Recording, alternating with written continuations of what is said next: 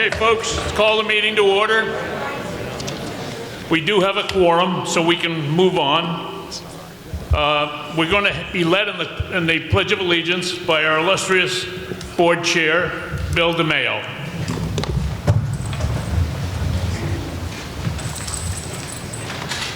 I pledge allegiance to the flag of the United States of America and to the republic for which it stands, one nation, under God, indivisible, with liberty and justice for all. Thank you. We have return of service, Constable Anastasio. Where are you? Yeah. Good evening. For those who don't know me, my name is Vincent Anastasio from 17 Longbrook Road. I'm the newly elected constable, and it is an honor and a privilege to serve the community. With that said, I attest that the inhabitants of the town of Newbury who are qualified to vote were properly notified and warned of the date, time, and location of this meeting. Thank you. Thank you. I'll introduce the members of the board and finance committee and so forth that are residents of the town. So the select board is, the chair is Bill DeMaio, vice chair is Alessia Greco, the clerk is Leslie Matthews and Patrick Heffernan. Jeff Walker is not here. He's got an emergency at home, not a physical emergency, but a property emergency, so he's not here.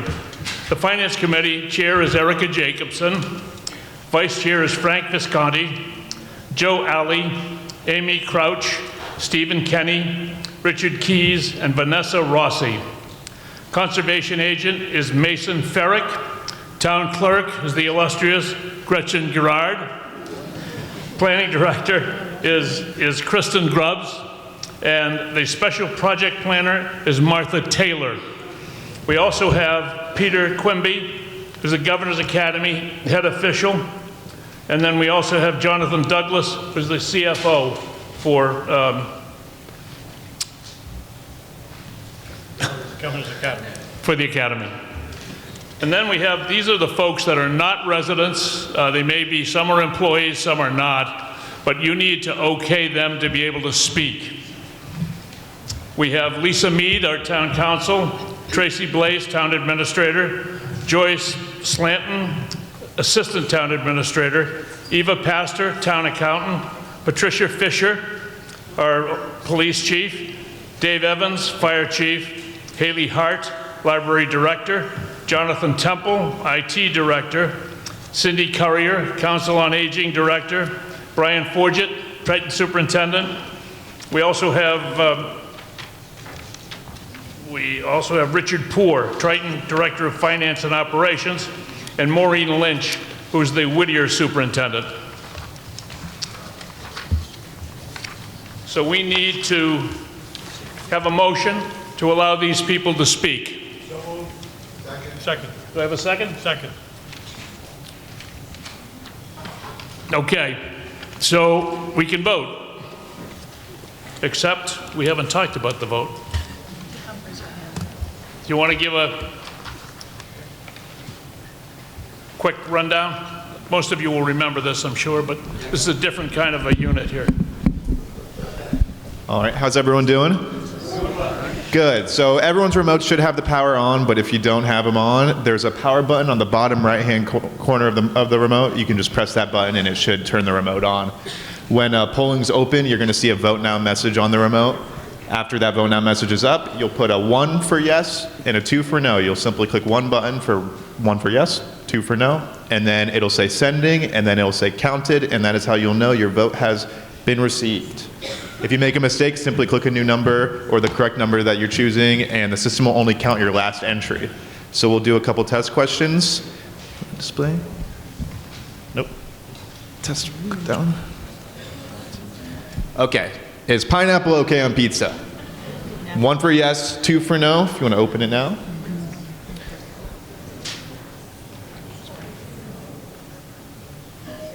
If anyone has any issues, if the remote isn't turning on, you can go and just get a new one from from registration. Make sure you get that done before the polling's closed.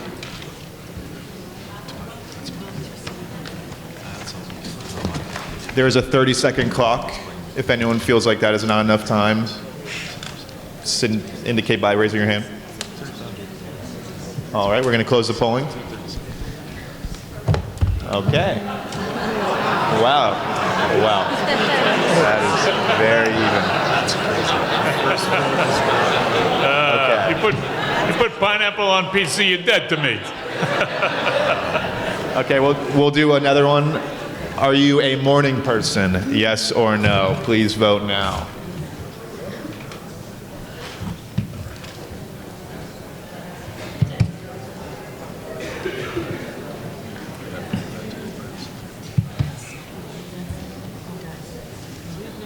Seconds is more than enough. 15 seconds.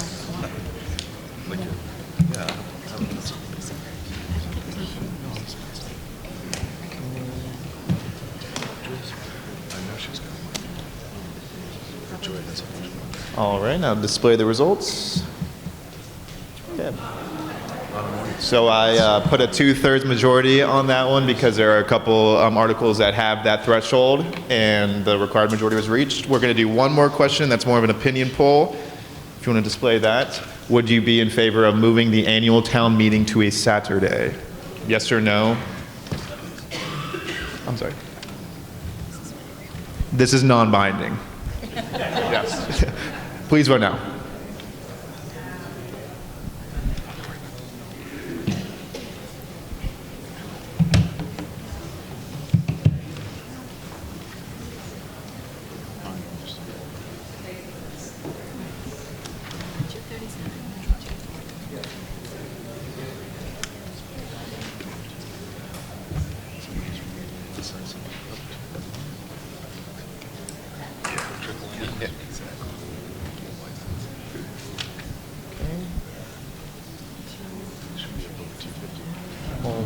If anyone has any issues with the remote, like I said, get a new one from registration or come up to us, indicate by, if you need any help, just let me know. Thank you so much.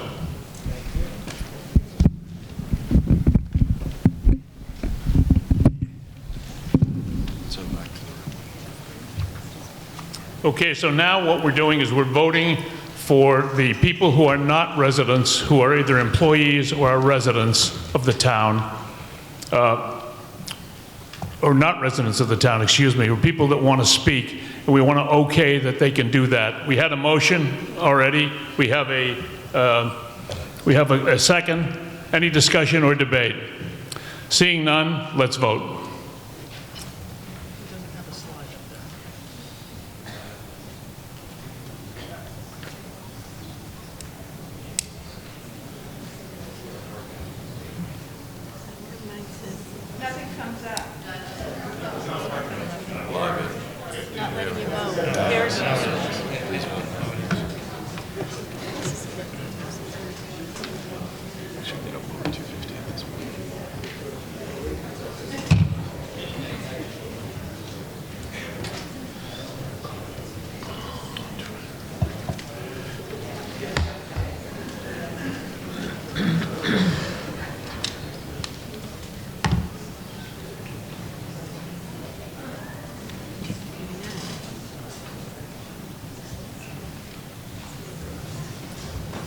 Thank you.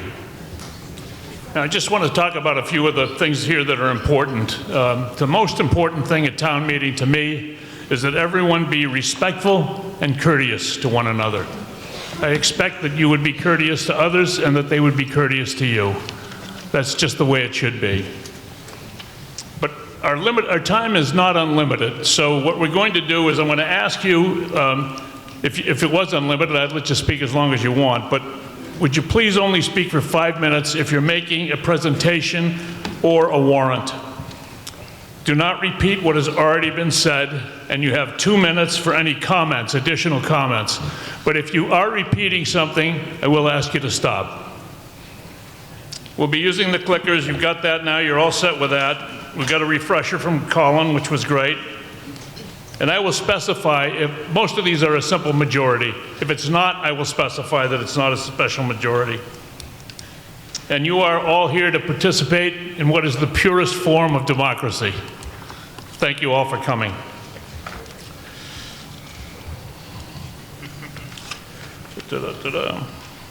Okay. Turn off all your cell phones, please. And now, Article 1. This is about voting on May 12th. These are the positions that you'd be voting for. And you know we're the Firefighters Memorial Hall or Newbury Town Library. There's no vote necessary on this. It's just information, general information. Article 2. Bill DeMaio, you want to read this one? Mr. Chairman, Mr. Moderator, I make the motion. I move that the town accept the reports of the town officers and committees as printed in the annual town report without ratification, authorization of any action. Can you folks hear him in the back? No? I'll try it again. Is that better? You gotta get closer to the mic. Much better? Better? Okay. I move that the town accept the reports of the town officers and committees as printed in the annual town report without ratification and authorization of any action. Second. We can vote.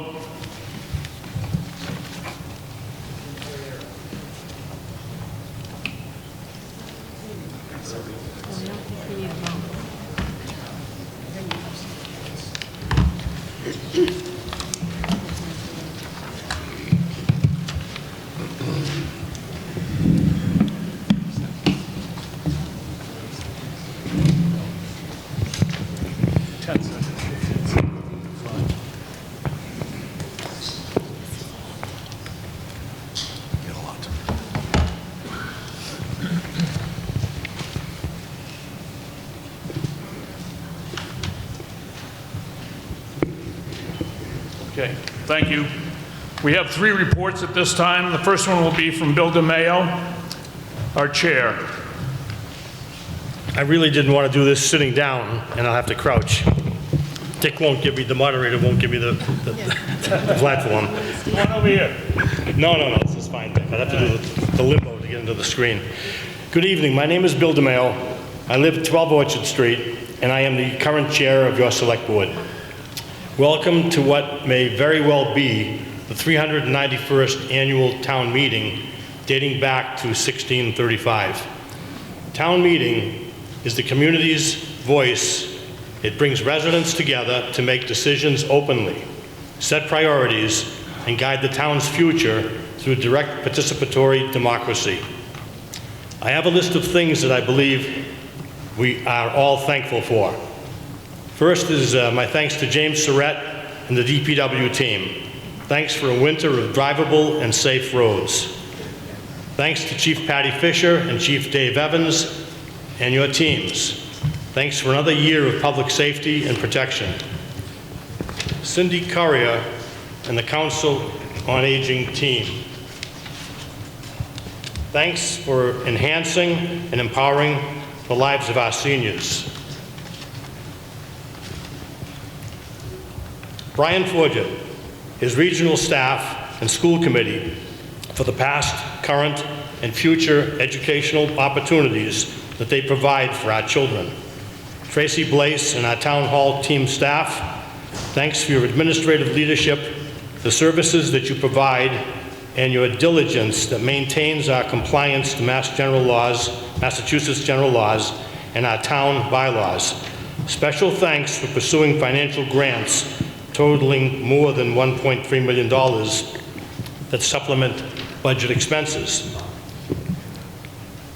Thank you to the more than 60 citizens who volunteer to serve on our committees. They dedicate their time to pursue results that contribute to making Newbury our preferred place to call home. Lastly, a very special thanks to all of you who are gathered here tonight, where you will exercise the most powerful right of a democracy, the right to vote. So thank you very much, and let's get started. Thank you, Bill. We have a Border to Boston Committee report, David Brohl and John Reagan.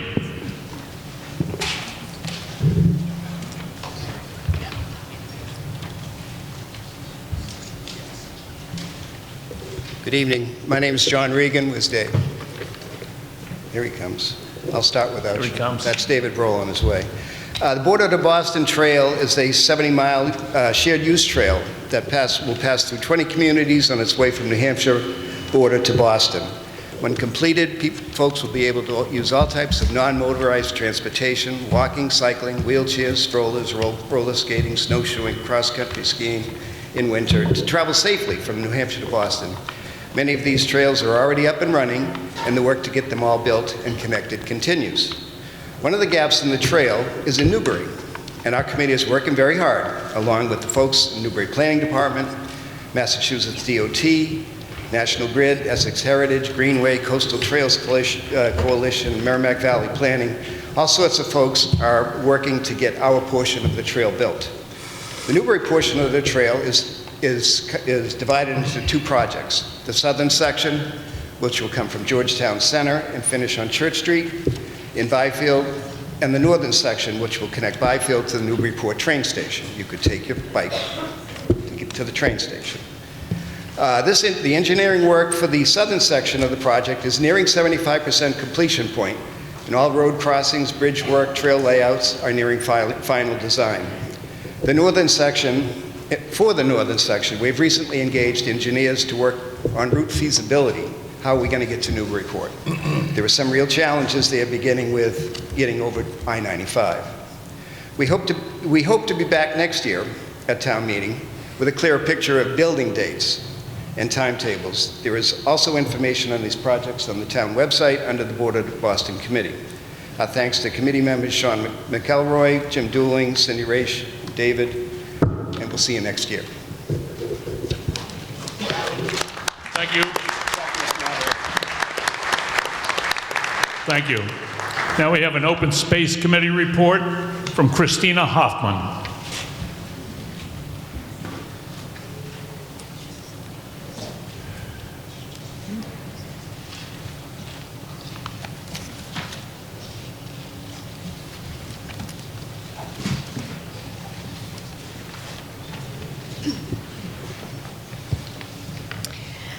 Good evening. My name is Christina Hoffman. I'm a member of the Open Space Committee.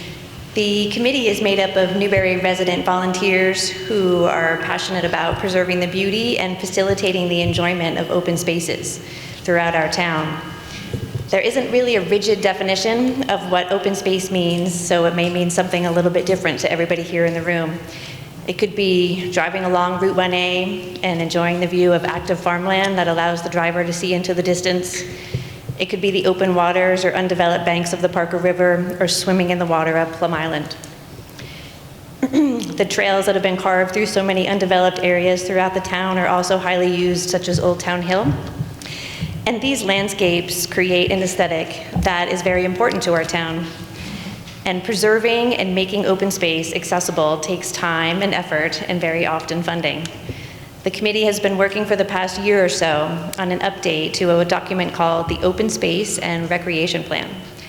Having this document approved by the state opens up opportunities for funding related to our town's priorities. As part of this plan update, and as announced here at town meeting last year, we conducted a townwide survey asking residents for their input on things that are important to them related to this topic. In essence, what is it about this town that makes it a special place for you to live if it's related to open space? And what do you think the town should prioritize or deprioritize? We also held a public meeting to discuss the survey and the plan, and we're in the final stages right now of weaving together the results of those outreach efforts into a narrative that will ultimately get submitted to the Commonwealth of Massachusetts for review and approval, which will put us in a place where we would be eligible for grant funding. Some of the key insights, I guess I'll mention 3 key insights from the public survey and the public meeting. The first one is that a total of 75% of the total respondents go actually outside to experience Newbury's open spaces, either daily or weekly, which which is a pretty high number, but it also shows the people who were interested enough to respond to the survey that we put out there. When given a selection of potential activities that the town could take regarding open space in the town, the option with the highest positive ranking was to put undeveloped, town-owned land into conservation or preservation that would prohibit future development but would allow access for residents.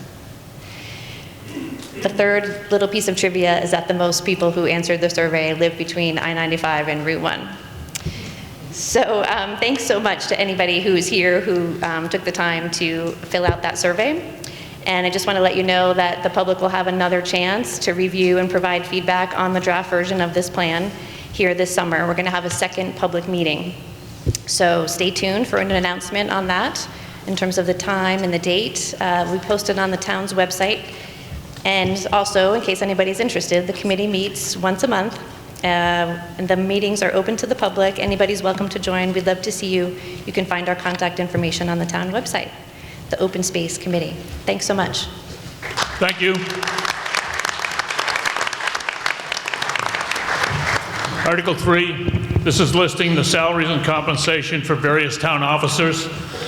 It's recommended by the Select Board 5-zip and by the Finance Committee 6-0. The only person here that's grossly overpaid, I think, is probably the moderator.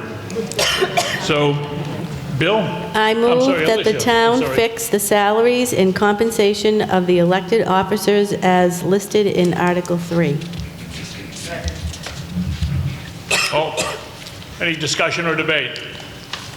Seeing none, let's vote.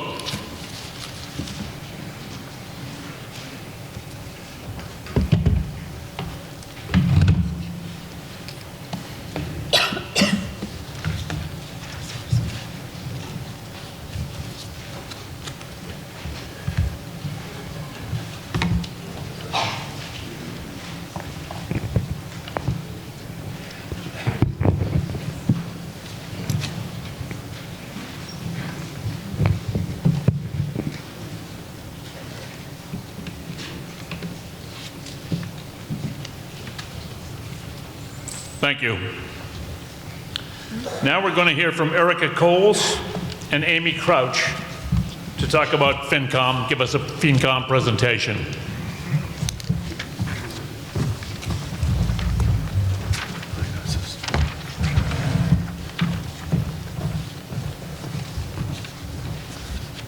Hello, good evening. It's my pleasure to be joined up here this year by Amy, one of our newer members of the Finance Committee. So we're going to be working through this together tonight. But we'll get the presentation up and going. There we go. We can go to the second slide. So, welcome back. We're going to start tonight with a really brief town meeting overview. We're going to talk about the fiscal year coming up, which is FY 2027. We'll talk about our revenues, our operating budget, and our fund balances. We will also talk a little bit about each of the financial articles in front of us tonight to give some background and hopefully forestall any common questions that might come up about each. However, remember, there will be time for you to come up and ask questions or put your voice forward. When you do that, please come up promptly to one of the two microphones here. State your name and your address, please. So, to get started, welcome back. Can I see a show of hands? How many were here at a town meeting any time in the past? Nice, good, good, good, good, good. Gonna get new people each year. So, what we're gonna be doing is, it's always good to have a refresher. So it never hurts to kind of go through this each year. So each town in Massachusetts has to have an annual town meeting. Here in Newbury, the date is set by the Select Board. The business or agenda of each town meeting is contained in the document known as the warrant. It is to warn the town's voters or residents of items to be discussed. This will include articles, which the town will act on at that particular town meeting, as well as the date, time, and place of town meeting. The Select Board approves and issues the warrant. The articles will be addressed in the order they are approved by the Select Board, and any action taken at town meeting is not valid unless the article was listed on the warrant. Once the warrant is closed and signed by the Select Board and posted by the constable, No other business can be brought before town meeting. The language that we are using tonight has been legally drafted and reviewed by town council, and oftentimes comes straight from statute. So if things sound a little confusing, it's not us, it's the law. Warrants are posted on the main board at our town offices, at polling locations at least 1 week before annual town meeting and 2 weeks before a special town meeting. Copies are available at town hall and before the meeting and on the website. After the warrant articles are approved, the finance committee gets involved.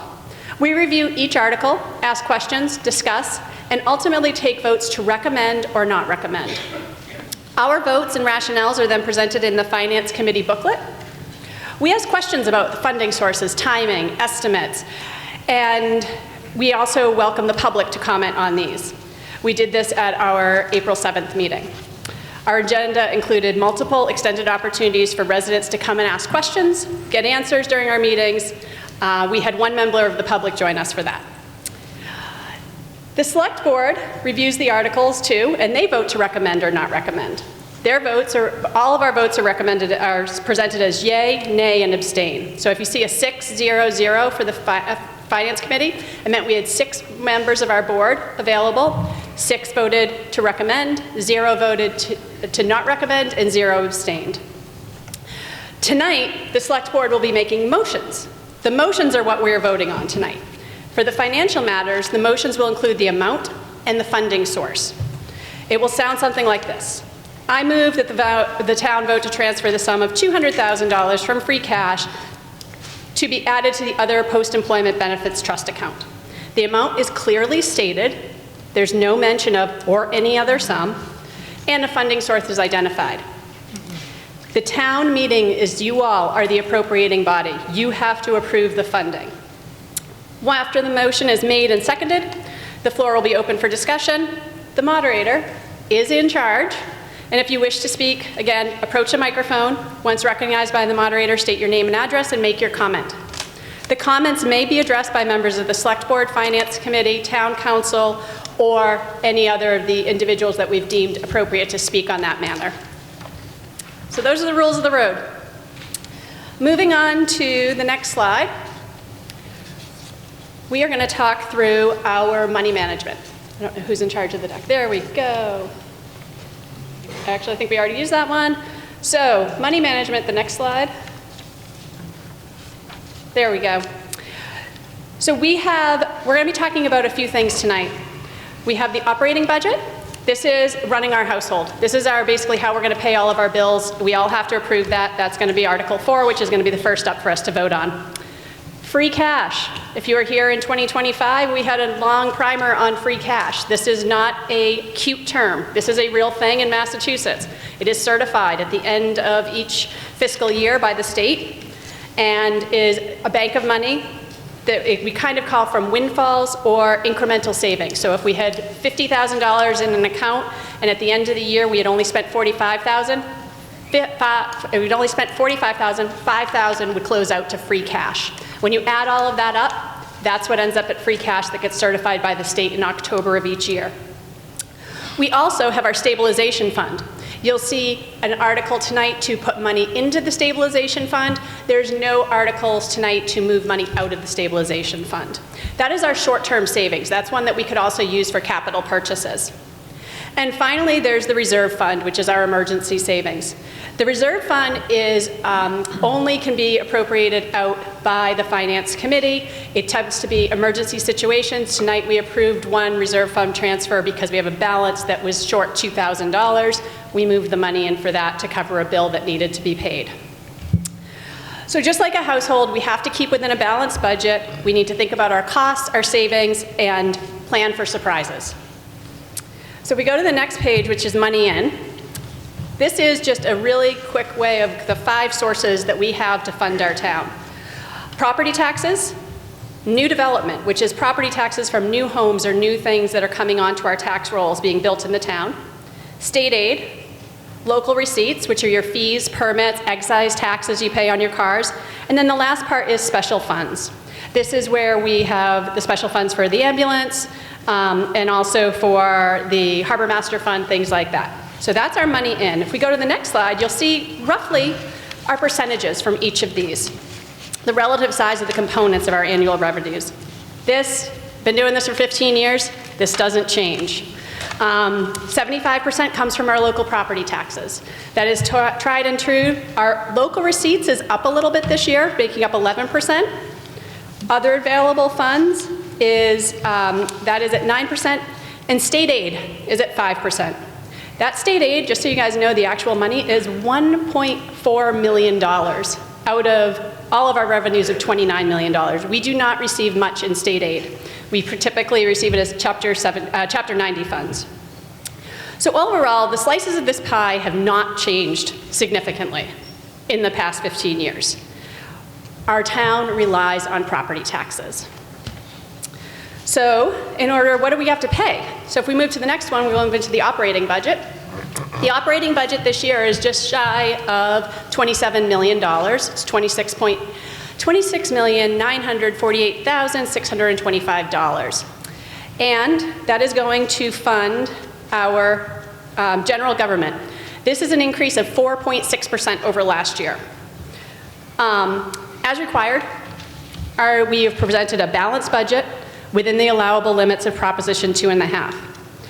This year, we will be using, to fund the operating budget, we're going to be using a foreign funding source we don't typically use. We're going to be asking for approval to use $250,000 from free cash. That is because in this year, we typically do our budget to be completely in line with our financial principles. But we've worked together to develop a balanced budget to do so with conservatively projected revenues and realistic budgets. The town administrator is responsible for developing this balanced budget, but she does not do it alone. The elected officials set budget priorities in January. The budgeting process involves all department heads within town government, and they are the building blocks of our budget. Then there's other information that comes from outside, such as insurance, other utilities increases, and education. Throughout the year, we are talking to our the educational systems that are supported by Newbury, which includes Triton, Whittier, and Essex Agricultural. So, an increase in our budget over the last 5 years, slightly less than $4 million, approximately 4% per year. And we aim to keep this in budgeting in control. So for this year, like I said, we're going to be breaking with one of our town's financial policies adopted in September of 2017. The motion will be made to use $250,000 from free cash to fund the operating budget. Typically, we stay away from anything that involves using one-time funds, such as free cash, for the operating budget. However, this year we have a unique set of circumstances. If we call back to last year's annual town meeting, the town voted to approve to change the accounting method for the PEG funds and moved approximately $1.15 million from the PEG Access Fund out, and that was voted by the town. Those dollars ended up in our end-of-year free cash certification number. And the discussion at last year's annual town meeting was to see this as a revenue source to help offset rising educational costs. So this $250,000 is needed to fully fund the operating budget, including our educational assessments for Triton, Whittier, and Essex Tech education. I will tell you, I personally struggled as someone who sat on this and has sat through many budget cycles. I don't like breaking rules. I like to keep to our policies. They've gotten us in such a great place. But this year I went back and I listened to last year's town meeting. I listened to what I said about it. I listened to what you all said about it. In this way, I will say the Finance Committee voted 6-0 in favor to recommend using this funding source, because the alternative would have been an override, an operating override that would have financial impacts for everyone beyond 2027. In this case, we can make a strong argument for using these funds. If the operating budget does not pass using these funding sources, we will need to redo the budget, hold another town meeting, and potentially an override vote. Our education counts for more than 50% of our annual spending. And it is something that the town last year, using the PEG money, said that they wanted to do. We can move on to our balances that are on our other accounts. We have our free cash. Our free cash this past year was certified at $3,285,964. Our stabilization fund has $172,536. Our land sale fund has $58,897, and the reserve fund is $138,239. The only funds that we will be, these are the current balances heading into the meeting. During the meeting tonight, we will be asking for an addition of $200,000 to stabilization and multiple motions to use free cash, primarily for capital or one-time expenses, as well as the operating budget. This year, if we go on to the next slide, we also are going to be considering 2 other articles that are going to be ongoing revenue sources that are not reliant on property taxes. Where Article 21 is going to be local meals tax increase.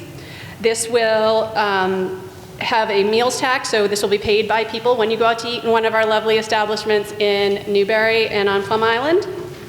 It is anticipated that this will generate more than $60,000 annually in town receipts.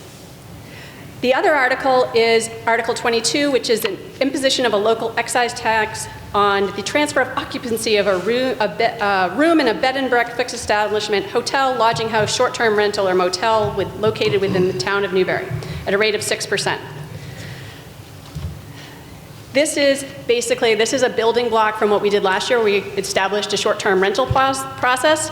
This has paved the way for us to put this in, and this 6% is on par with across the state. But these revenues will go to us. Again, it will be paid by those who are renting Airbnbs, Verbos, or staying in a local establishment here. So again, the Select Board and Finance Committee both unanimously approved recommending the passing of these articles. Passing of both will provide additional revenue sources that are not reliant on property taxes. And now I would like to turn to Amy to talk a little bit about capital planning.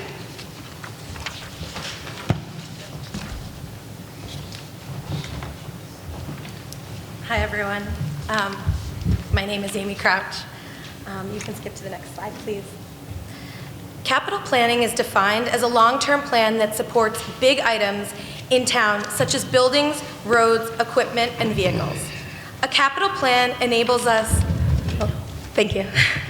A capital plan enables us to spend wisely and replace items on a schedule rather than in a crisis. This helps to provide a more predictable spending roadmap for the town and contributes long-term to the need for less overrides and can even strengthen our town credit. To overview the process, it starts with the sponsoring department having brought these requests to the Capital Planning Committee by November of this past year or earlier.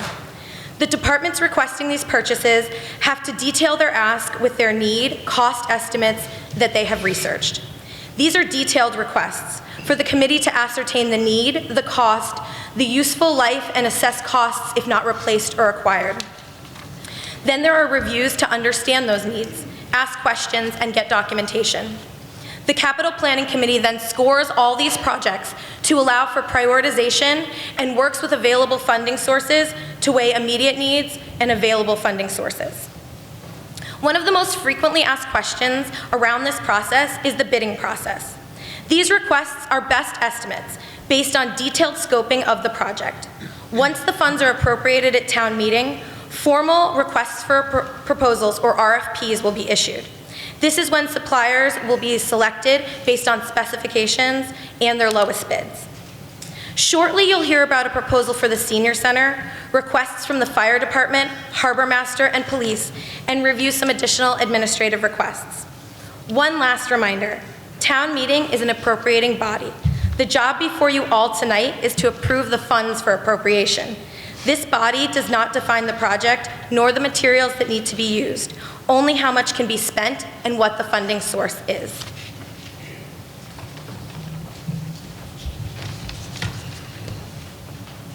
Thank you so much, Amy. Thank you.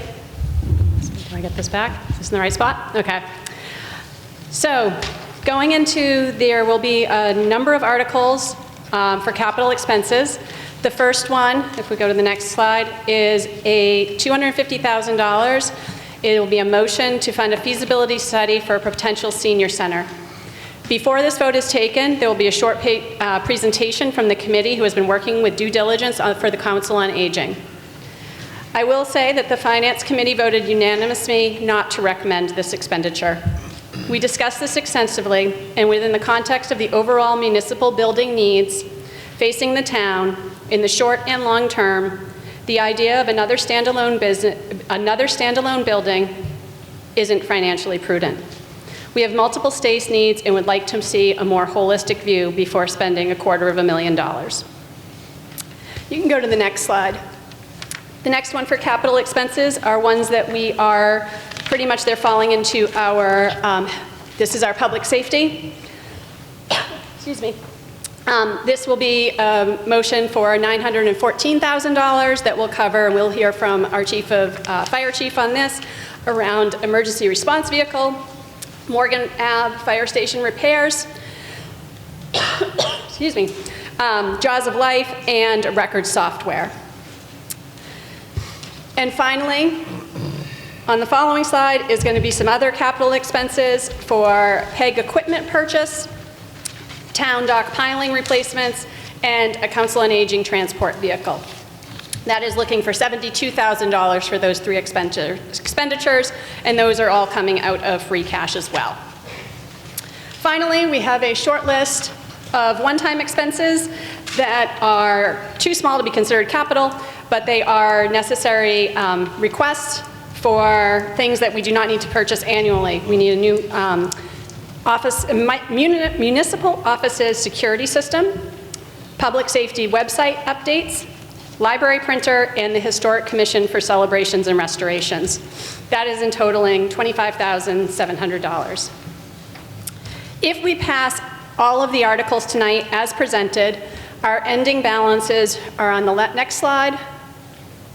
Our free cash will go from $3.2 million to just over $1.5 million. As a town, we like to have at least $1 million in free cash on hand at the end of each year, so this is keeping us in tradition. Like I said, we're going to be adding some money, $50,000 to stabilization, which will give us a balance just over $222,000, and the land sale and reserve fund balances will not change. As we wrap up tonight's presentation, I want to take a moment to say goodbye. After 15 years of involvement with the town of Newbury and the Finance Committee, this will be my final ATM as a member of the Finance Committee.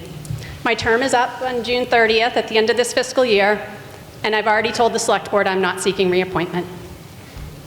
I am leaving at this time because I want to make space on the Finance Committee for new voices. I want the next generation of leaders for our town, from our town, to step in. When I look at the current Select Board and Finance Committee, I see incredibly generous individuals who dedicate their time, skills, and wisdom. These are people who I graciously and gratefully call friends. However, I also see that of these 12 members, only 2 have children in schools supported by Newbury. Just 2 members of the Finance Committee have children at NES. I am one of the 10 members who represent a slightly different demographic: the empty nesters, retirees, or those who have chosen private education for their families. When I joined, the former FinCom chair, the late Frank Remley, introduced me as bringing youth and diversity to the Finance Committee. Okay, I'll be honest. As a 40-year-old white woman, I wasn't sure that fit. I didn't feel especially youthful or diverse. But I was the only one on Finance Committee with young children, the only one with a connection, a personal interest in the day-to-day matters of NES and Triton. I was the only one dealing with the challenges of civic involvement and the demands of daily family life, including my own and my husband's professional careers. Newbury, you don't need me anymore. You don't need another empty nester voice on the Select Board or Finance Committee. I urge the parents of younger children, those who are coming here to start a family, establish a home, please consider an appointment to a committee or running for town office. You have a perspective that our town, our leadership, and our children desperately need. It is incredibly worthwhile, and it can be done while working and parenting young children. Believe me, we've lived it, and we've been able to do it. Our children, who are now 17 and 21, were 2 and 6 when I started. They grew up attending meetings, select board meetings, school committee meetings, finance committee meetings, and they understand the value of civic responsibility, voting, and service, and generally being involved in the greater community that they live in for the greater good. Furthermore, I've seen how valuable it is for the community to have individuals who serve and understand and are living at different life stages. Yesterday, someone asked me about childcare during an annual town meeting, and it was not in my thought process at all. My mind's on picking up my 21-year-old from the airport tonight when he flies in from Australia. That's where my head is today.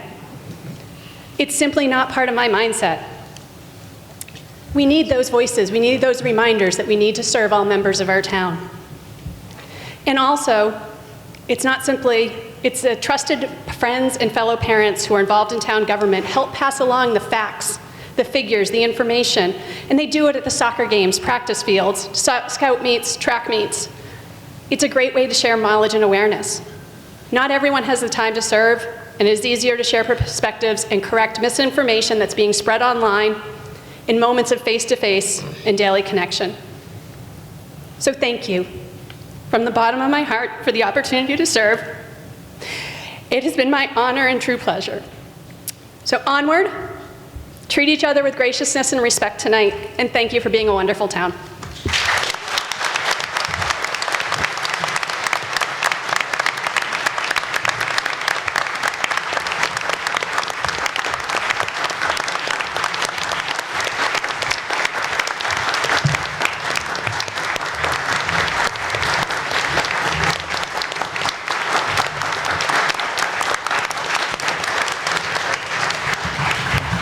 Thank you, Erica and Amy. Well done.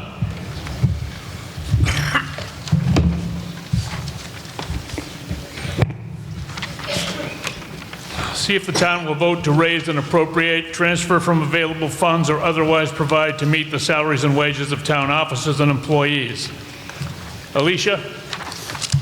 I move that the town raise and appropriate the sum of $26,461,334, transfer $237,291 from the Special Assessment Fund, and transfer $250,000 from free cash to fund the operation of the town in fiscal year 2027. Second. Time to vote?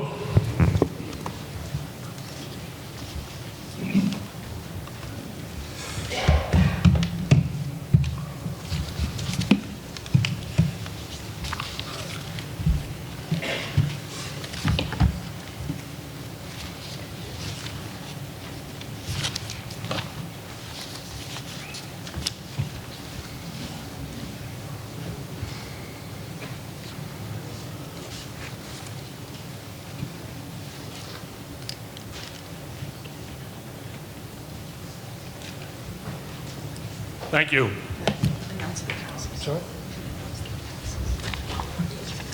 The appropriations passed, and I appreciate that helping us. Thank you. Article 5. See if the town will vote to raise and appropriate the sum of $50,000 to be added to the stabilization fund, or take any other action in relation thereto. Patrick. Mr. Moderator, I move that the town vote to raise and appropriate the sum of $50,000 to be added to the stabilization fund. Second. Second. Do I have a second? Any discussion or debate? Let's vote.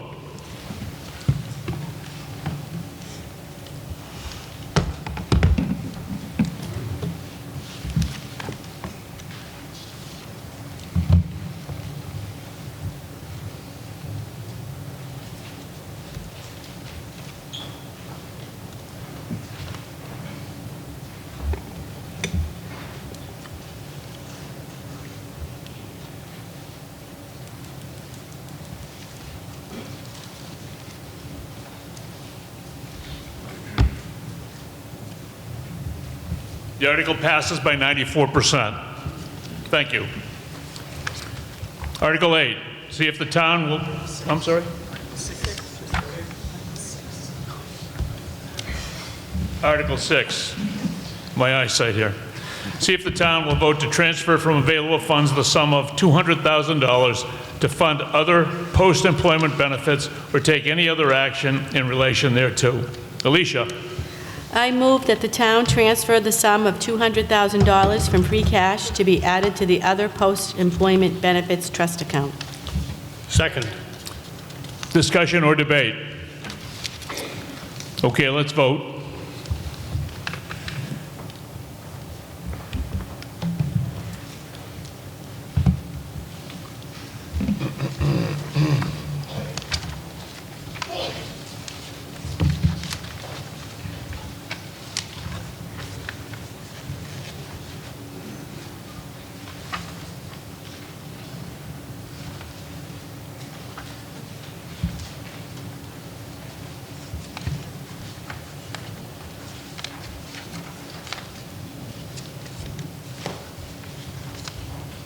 Passes by 86%. Thank you.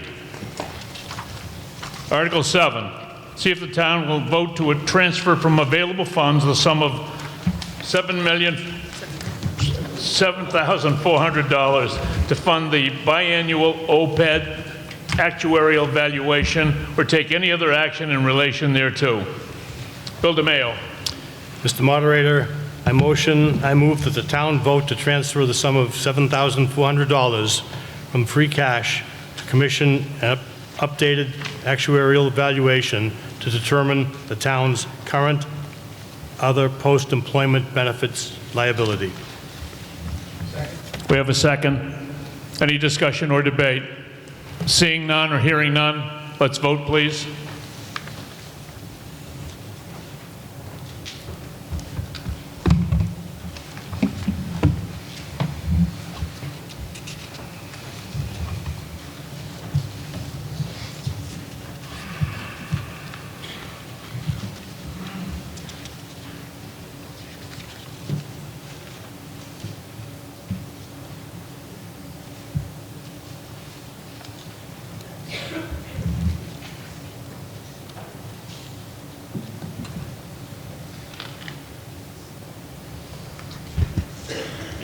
%, yes.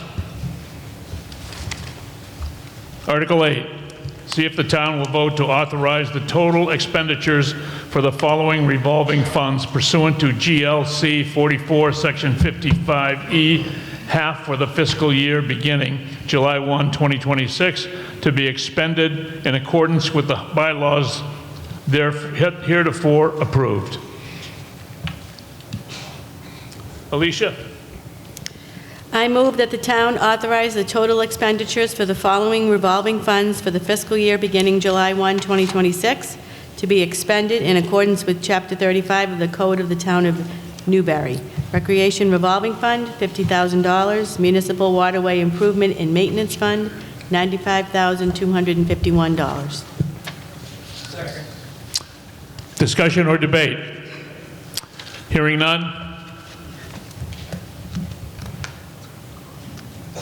For awareness, Articles 8 and several other articles have a small graphical difference. This is driven by software, so you will see two article versions. The first one will have grids or bullet points to help visually display the numbers with better clarity. The second article displayed is the voting interface. This is caused only by software.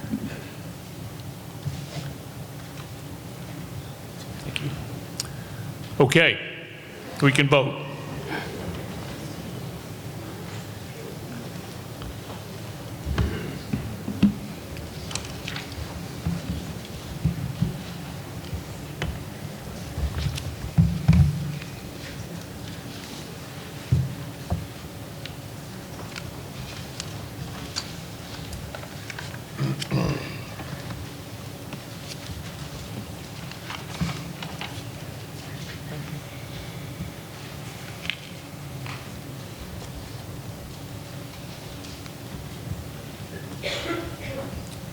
%, in favor. Thank you. Article 9, to see if the town will vote to raise and appropriate to transfer from available funds the following sums or any other sums to operate the ambulance enterprise for the fiscal year beginning July 1, 2026, or take any other action thereto. Leslie. Thank you. I make a motion to move that the town appropriate the following sums of money to operate the ambulance enterprise fund for the fiscal year beginning July 1, 2026. Any discussion or debate? Hearing none, let's vote, please.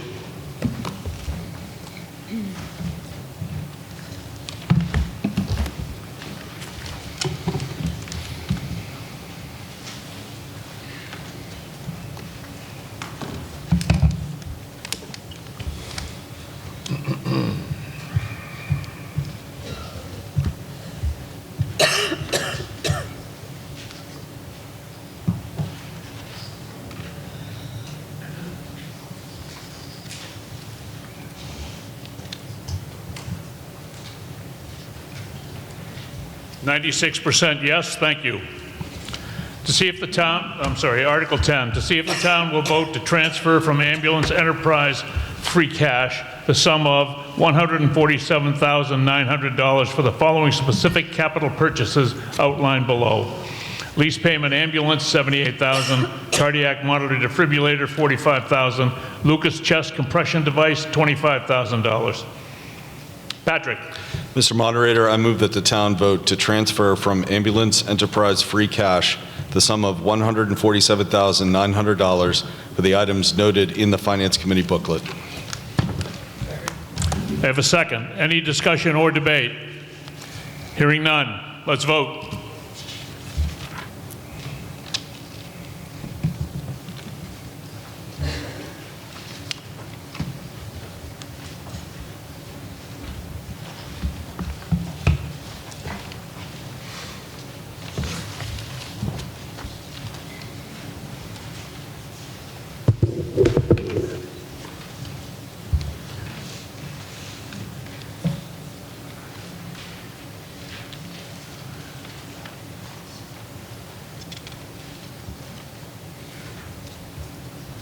Yes, 97%. Thank you. To see if, this is Article 11, see if the town will transfer from free cash the sum of $250,000 for a feasibility study conceptual design plan for the senior center. I move that the town vote to transfer from free cash the sum of $250,000 to fund a feasibility study conceptual design plan for a senior center. Second. Any discussion or debate? Yes. Please. Thank you for joining us this evening. I'm Damon Jesperson for Marsh Meadow Lane. I will give a brief overview of the work that the ad hoc committee did and the methods we used to come up with our recommendations. As many of you know, the COA was housed in the Newbury Elementary School for a long time. When it moved to 12 Kent Way, there was grant money to cover the new expense. This grant money is going to expire this year. As most residents in Newbury are owners rather than renters, we have all collectively decided that this is a wise way to go. As a result, the COA formed a committee to look into what a permanent home for the COA would need and where it could go. After speaking with the Select Board, the ad hoc committee for site selection was formed. The charge of the committee was to assess the program needs of the COA and then to vet various locations within the town of Newbury. The committee was formed by 2 members of the COA staff, Cindy Courier and Kathy Zaremba, as well as 2 members of the COA board, John Ferreira and myself. Our first step was to review the previous space needs assessment. Using this as a starting point, we identified areas we needed to expand or deepen and broke into 2 groups. The staff was charged with assessing the current space needs and imagining what we might need as the population that the COA serves continues to grow. The board members looked outside the town to see what other communities were doing, to see if there were things we needed to consider or needed to avoid. From this work, we developed a program needs list with corresponding space requirements. We then assigned approximate square footage estimates to each function. To validate our assumptions, we sought the guidance of Eric Svan and Bob Connors, who had both served on the committee charged with overseeing the police station, construction, and work in the construction fields. After incorporating their recommendations, we concluded that the COA would require a building of approximately 10,000 square feet, with the potential for site constraints to push this total closer to 14,000 square feet.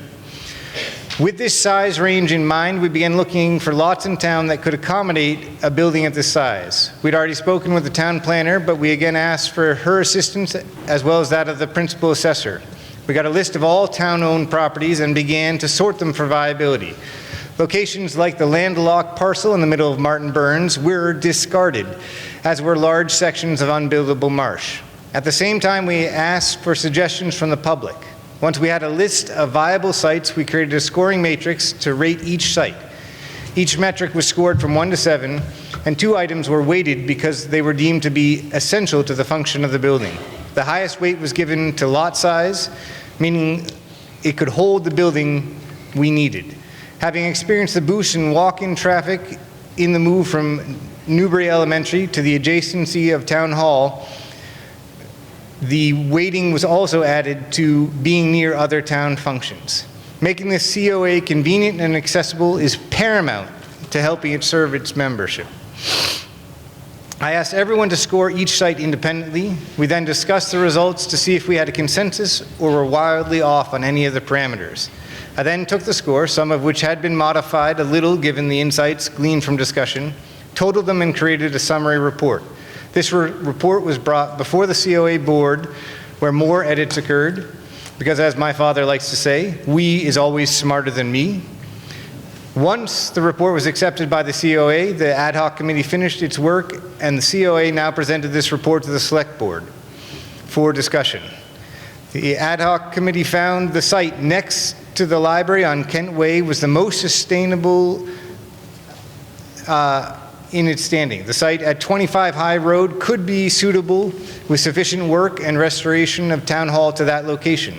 It would also be possible to build a COA in Town Hall at 84 Central Street, but we would not recommend either of the second 2 locations in isolation. The COA benefits greatly from the proximity to Town Hall and could benefit from proximity to the library. After receiving the report and its findings, the Select Board asked us to host an informational meeting, which was held in the current COA. From the input gained at this meeting, the Select Board determined that the best course of action was to move the project development to the next phase. We are here today to ask to bring on professional help to review the findings of the ad hoc committee. I've spoken to Context Architects, the firm that designed the police station. They recommended a budget of $250,000 to go from the work of the committee, a committee of non-experts, to a buildable building with a budget, a scope of work, as well as things like wetland studies and other technical matters that our committee was not qualified to tackle. I know that the Capital Planning Committee has recommended that we look at the COA project, the town hall, and the fire station. I think this is a good idea. One of the most vital pieces to the health of the COA is its relationship to other town functions. Voting to start this work does not stop us from creating a more comprehensive report later that incorporates all of the town needs. What we saw with the police station was that kicking the can down the road simply made the project more expensive. The police station moved from a $2 million project to an $8.5 million project. The more proactive we are as a community, the better we will be able to manage the cost of projects coming down the pike. Our grant money runs out this year. Our lease runs out next year. We cannot have a new building built in time for these eventualities. But if we plan well, we can better negotiate the lease and the terms that we will be facing as those monies run out and as the lease expires. We all know that it hurts to borrow money, but we have all done so for our families so we can live in the home and the town that we have chosen. Let us do the same financially prudent thing for the COA and invest the money now to start this ball rolling. And should the town decide that it is time to invest in a town hall and a fire station, those things can be incorporated as well. This project does not limit us to a standalone building, it is simply starting the ball rolling. And I'd ask you to support this motion. Thank you for your time and joining us tonight. Thank you, Damon.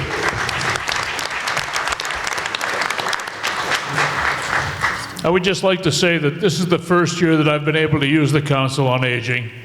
And I can have to tell you that Cindy does a phenomenal job over there. I think we all know that.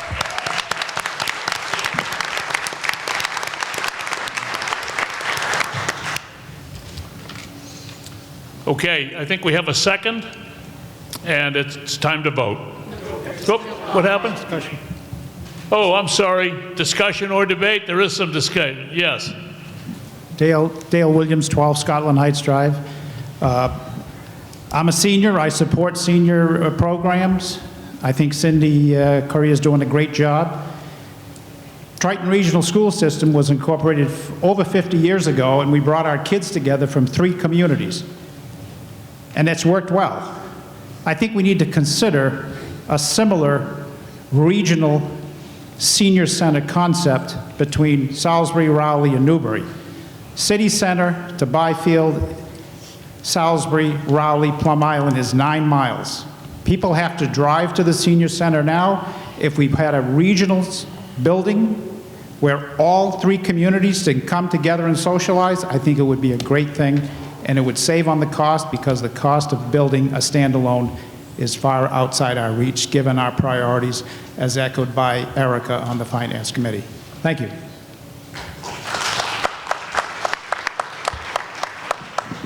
More discussion? One more. Yes.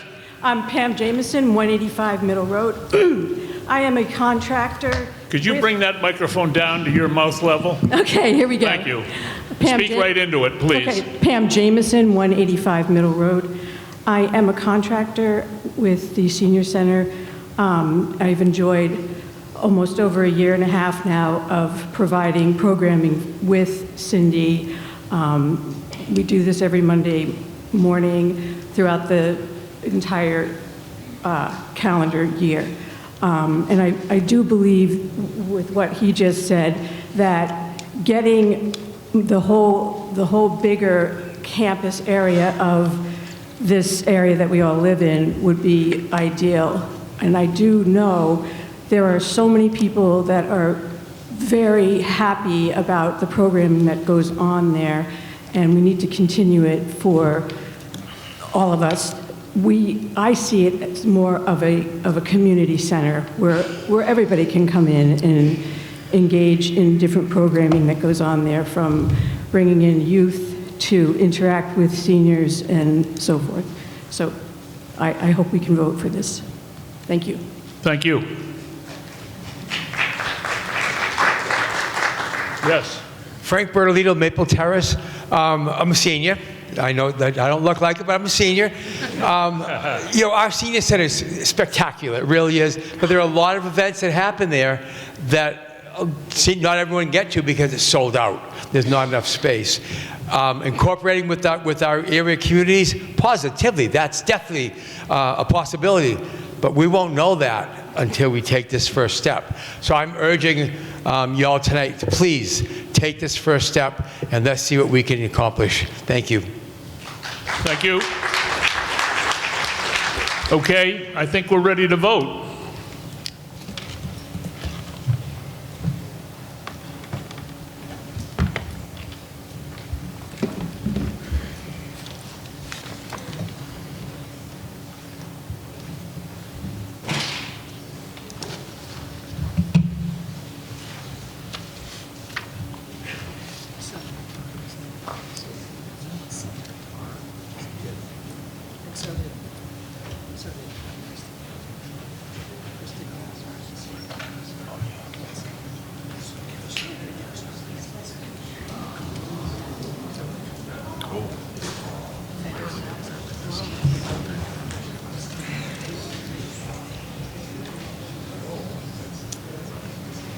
Well, this one failed. 51% voted no.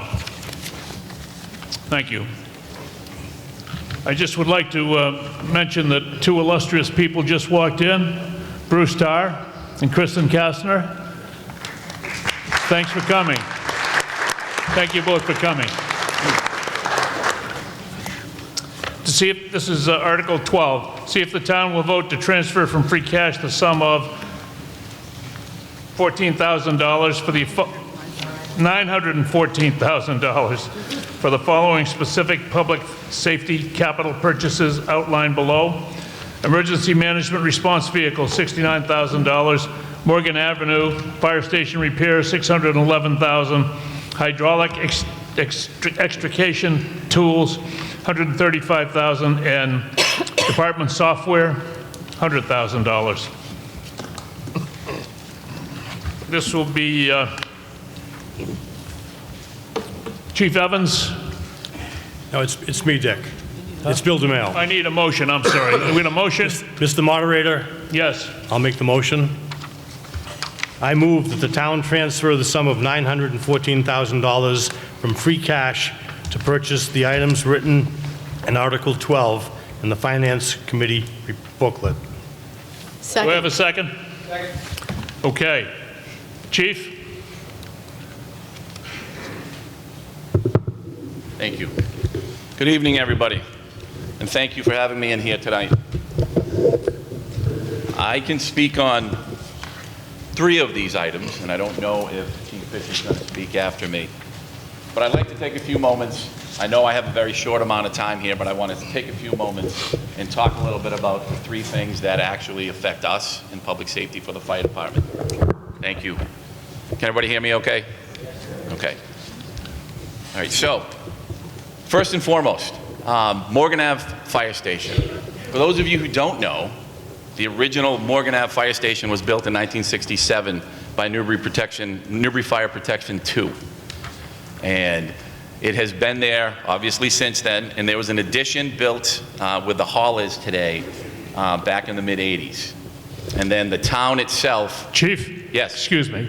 When you look away from the microphone, it doesn't pick you up. Gotcha. Okay. Gotcha. I want people to hear you. Gotcha. So anyway, where was I? So anyway, in 2018, the town spent some money and actually did some updating on the exterior of the building. Some siding, some roofing, some things of that nature. And then in late October and November of 2024, the capital needs did the assessment on Morgan Ave. And in their mind, they believe that we could actually live there for more years, specifically 10 to 20 more years if the town voted to sink some funds into it for the exterior and the interior.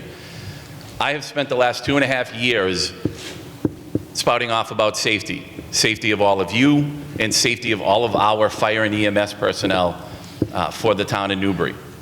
And I believe that the money that we've spent over the last 2 years, at the last 2 town meetings, the town was gracious enough to give us $60,000 to fix the floor, which is part of this, and another $100,000 to fix the plumbing in our decon section in Morgan Ave this fiscal year 26, which hopefully we will have that done in the next 2 months, working with the DPW. But what you see in front of you is actually one of the older pictures over the last few years of Morgan Ave. There are 7 pieces of apparatus that are housed in that station right now. 2 engines, a ladder, a tanker. We have 2 ambulances, and our forestry unit are stationed in that building. Over the last 2.5 years, we have tried to update with the best of our abilities with the funding that has been provided. If you haven't been to this station in the last however many years or months, please stop by. Take a look at it. The $611,000 that they want us to spend will be well spent to upgrade for the safety, health, and wellness of your firefighters and EMS personnel. Not just the exterior. You can go to the next slide, please. If you look at they're talking about, if you've read this, it's online, it goes into very good detail about what the DMS design company put together for you. Talked about everything from the exterior, the siding, the bricks, anything on the exterior, the doors, and things that we've been working on to fix. The interior is really my biggest situation, okay? It is, again, for my health and wellness and safety of our firefighters and EMS personnel, that is where it is for me. The plumbing, the electrical, things like that, the kitchen. the living space, the air quality. Those are the things that we're working on to try to make better, update, renovate. Next slide, please. If you look at this, if you look at this slide, it talks a little bit about what the assessment team put together, whether it was the roof, whether it was windows, whether it was siding, whether it was the actual bricks, the painting on the exterior, the brick, the mortar, the pointing. Talks about a little bit about everything. Next slide, please. The next few slides actually, when they took these, they took them of the exterior, the interior, and the things that were actually broken, that needed to be repaired. So in this picture here, you can actually see the brick and mortar on the front.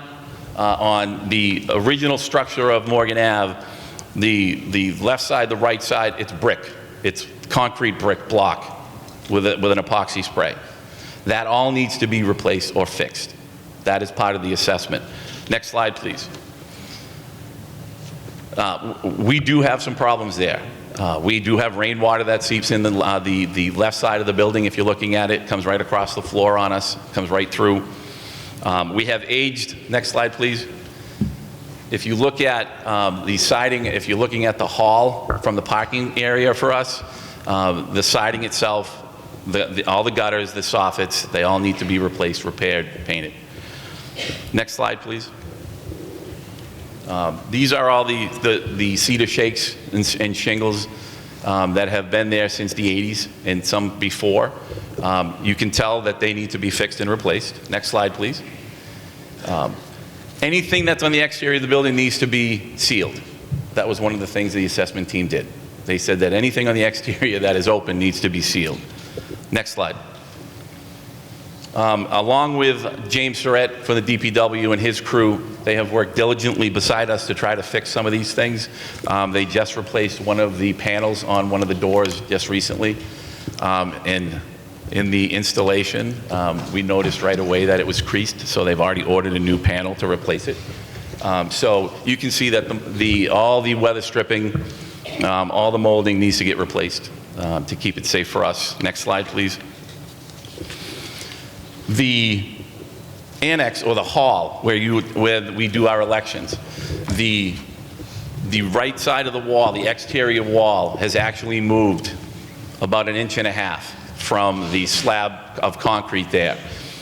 If you're coming to the election next week, you're going to come to vote, please stop and take a look at that side of the building when you take a walk through.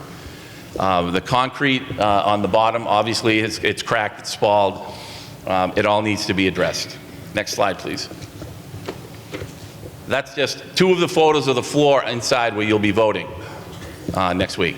The actual wall and the floor have started to separate. All of our drop ceilings in that hall have started to separate. We just need to fix it right now. Next slide. So this actually, the picture on the right is actually the old apparatus bay floor that you graciously gave us the $60,000 2 years ago to replace. So that has been replaced. It's flat.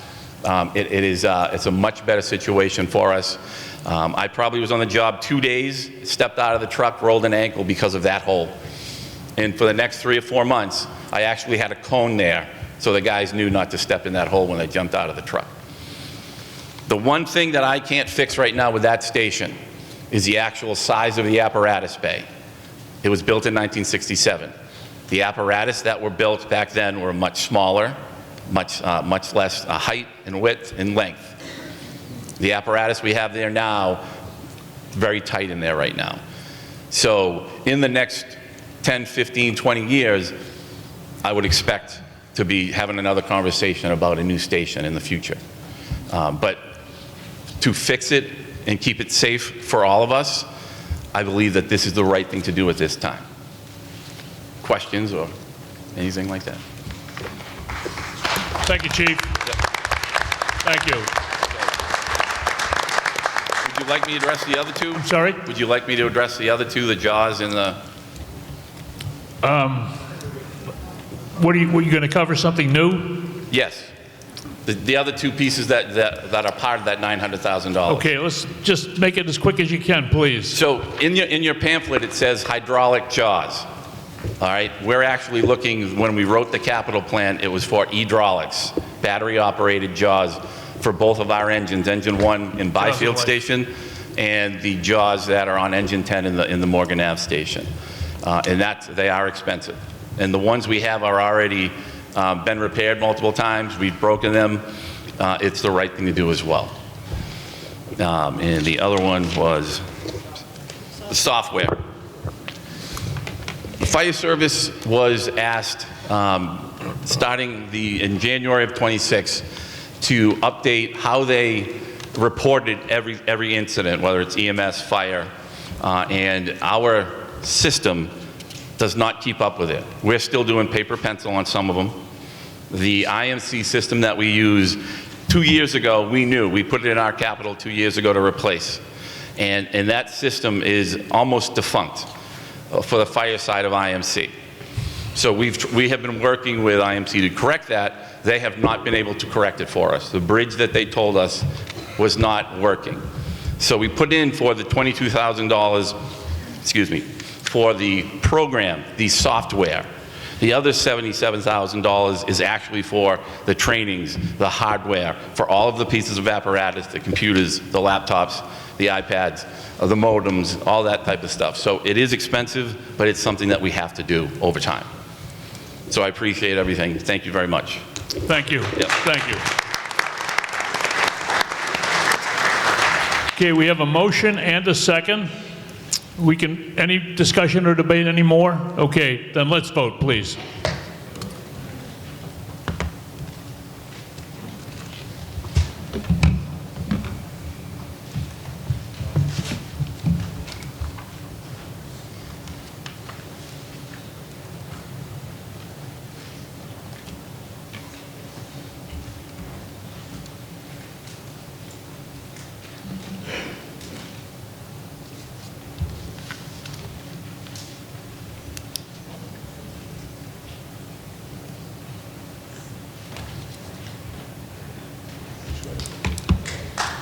Okay, that passes. 88% voted yes. Thank you.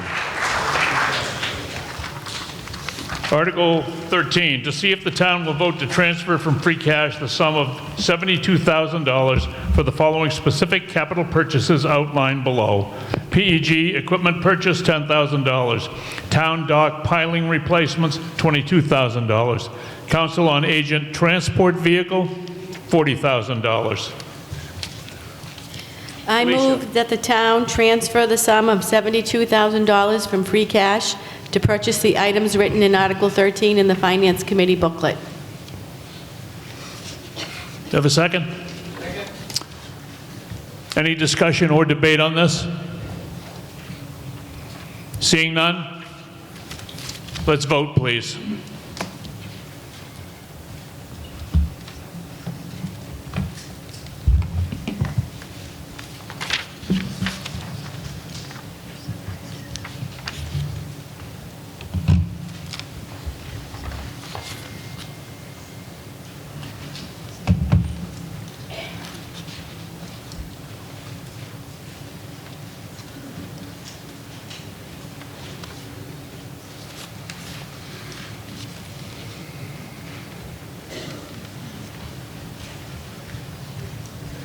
Passes 79% in favor. Thank you.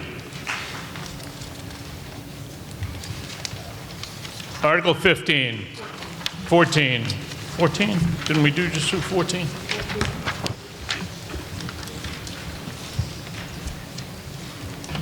I'm sorry. Yep. See if the town will vote to transfer from free cash the sum of $25,700 for the following specific purchases outlined below. Municipal offices security system, $9,000. Public safety website updates, $6,000. Library printer, $7,200. Historic committee celebrations and restorations, $3,500. Leslie? Thank you, Mr. Moderator. I move that the town transfer the sum of $25,700 from free cash to purchase the items written in Article 14 in the Finance Committee booklet. Second. Have a second? Any discussion or debate on this? Okay, let's vote.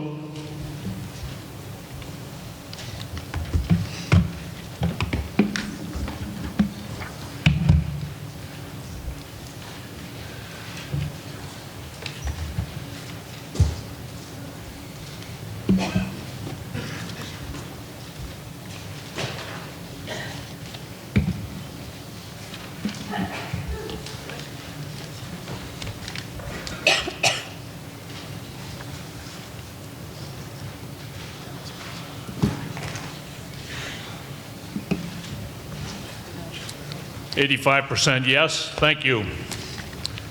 Article 15, to see if the town will vote to transfer from free cash the sum of $5,600 to pay the following outstanding bill from fiscal year 2025. $5,600. Patrick. Mr. Moderator, I move that the town transfer the sum of $5,600 from free cash to pay the unemployment bill issued in FY 2025 by UMTC.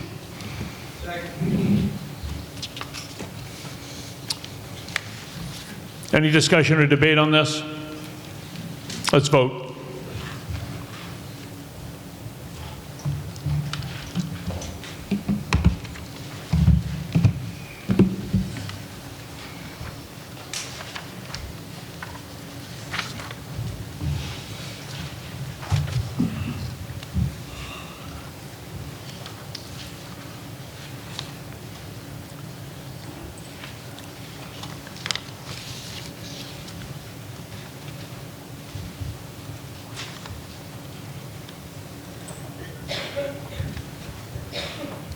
Thank you, 93% in favor. Thank you. Now we have a citizen's petition, which is Article 17. Oh, no. Sorry. Article 16.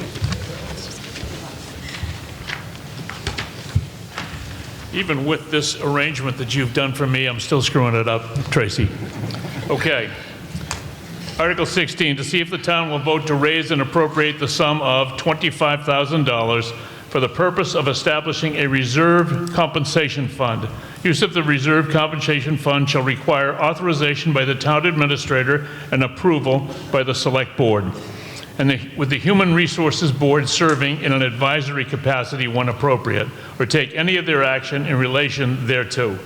Alicia. I move that the town vote to transfer the sum of $25,000 from free cash for the purpose of establishing a reserve compensation fund as set forth in the warrant. Any discussion or debate on this? Second.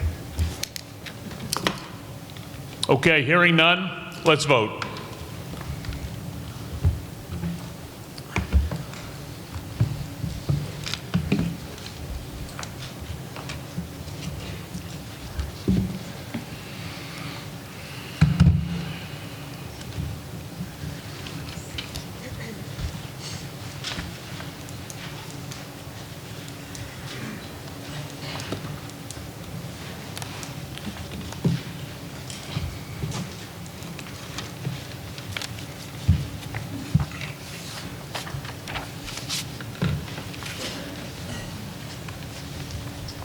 This is passed by 68%. Thank you. Now, Article 17 is a citizen's petition. Yvonne Dominguez. Yvonne? Right here. You might want to come down here, Yvonne.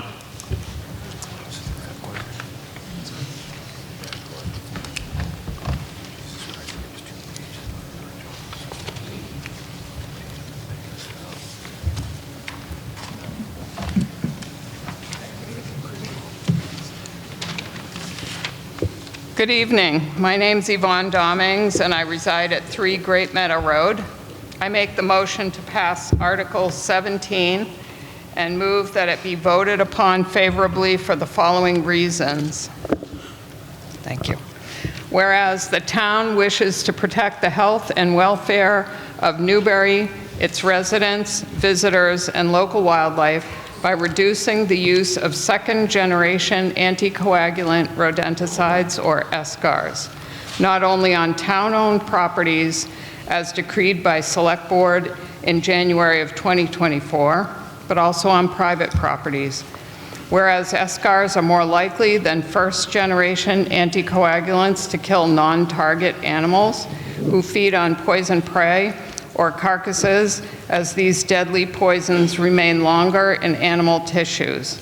As such, SCARs pose greater risk to non-target species, including pets, wildlife, children who come into contact with highly toxic SCARs, and to overall human health as SCARs seep into and taint our waterways.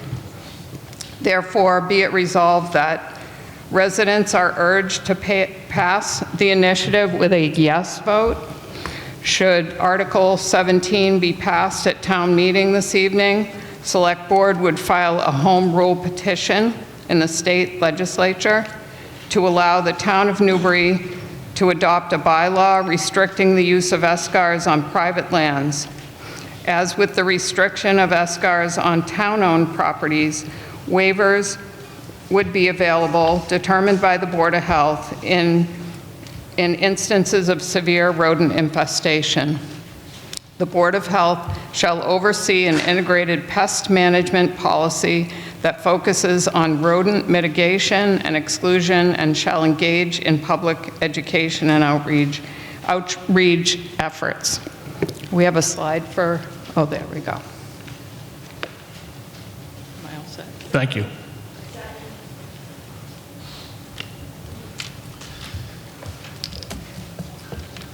Article 18. Jesus Christ. No, there's no vote. There's no vote on 17. Oh, there is? On the petition, okay. I guess there is a vote here, I'm sorry.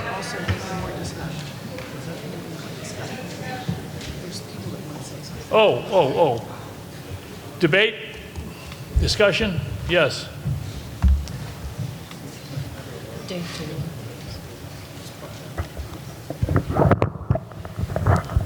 David Taylor, Main Street, Byfield. I've been involved with wildlife rehabilitation for over 50 years. Some of you in this room have brought me injured and orphaned wildlife.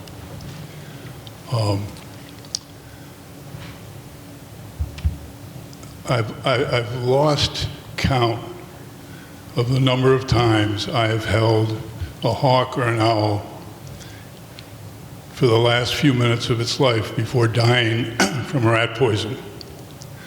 I don't understand how anyone could deliberately use a product that kills raptors. Raptors, when living, work cooperatively with humans by consuming a number of rodents on a daily basis. There are a number of ways to control rodents. Rat poison should not be one of them. I urge you to support this. Thank you. Thank you.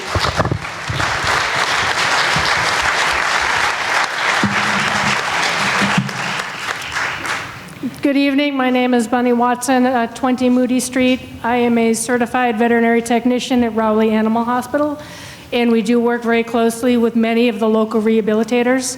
And like David Taylor, we do see these birds come in, and it is pretty heartbreaking to watch them just die. But it is also, they are weakened, and they often come in with injuries because they're not strong enough to fly away. They're often hit by cars, or they simply starve to death because they're not strong enough to fly. And the other thing to take into consideration, these animals are bringing prey back to their young, and they're basically wiping out entire nests of fledglings and baby animals as well by being poisoned by this. So please support banning these products. Thank you. Thank you. Anyone else?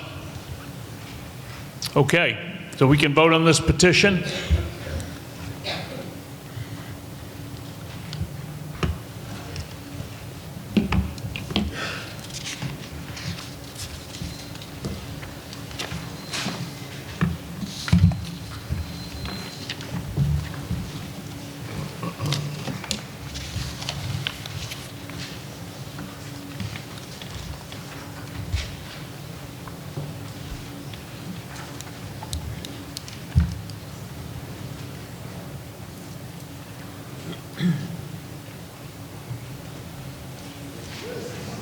This passes by 86%. Thank you.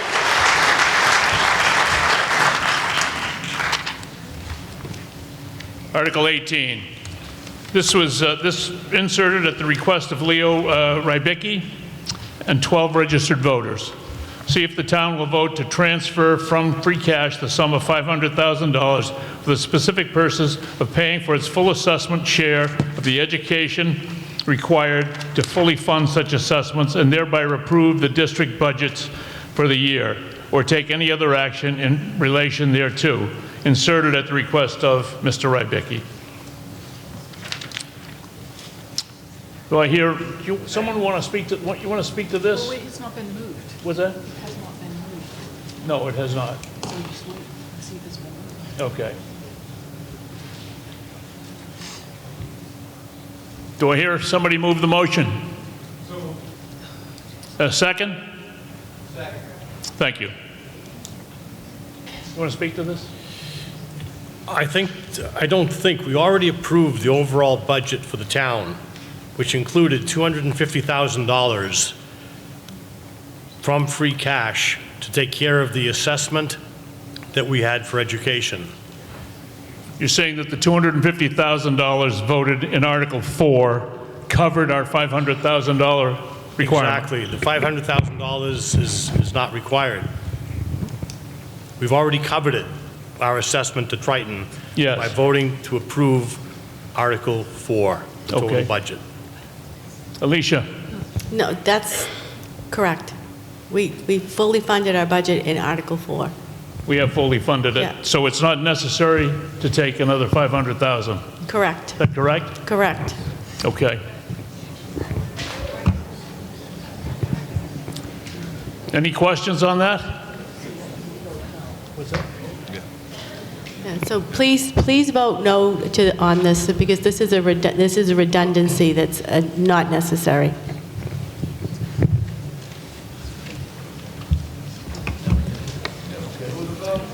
Okay, now we can vote, yes.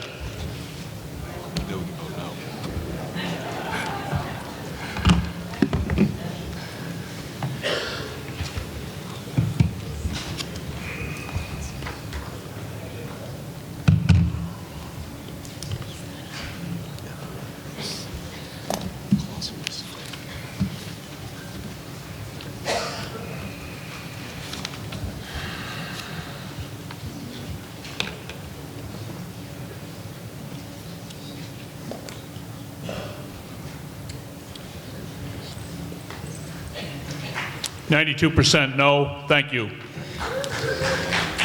Thank you. Article 19, to see if the town will vote to adopt the following general bylaw establishing a voluntary payment in lieu of taxes pilot program applicable to certain large private tax-exempt property owners, or take any action relative thereto. And this is inserted at the request of Mr. Robert Connors, Bob Connors, who is going to speak to this. Okay. Oh, you're already out, Peter. Thank you, Mr. Moderator and the Select Board. Do you have the slide deck that was presented? Oh, okay, great. Okay. Good evening. My name is Bob Connors. I live at 39 Annapolis Way, and I'm part of the resident-led effort called Be a Good Neighbor Drive. Tonight is about fairness, shared responsibility, and how we support the future of Newbury. Next slide, please. Why are we here? Newbury faces major financial needs, critical municipal facilities, regional school obligations, infrastructure, and public safety improvements. The question before us is simple. Should large tax-exempt property owners be invited to help support these shared costs? Next slide, please.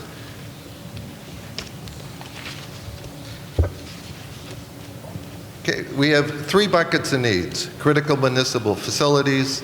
You've heard over and over at town meeting, a town hall, council on aging, fire station. Second bucket of need, education.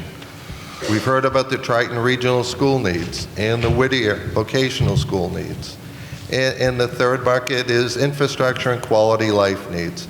Municipal water, drainage upgrades, sidewalks, and walking trails. These are long-term investments that define the future of our town.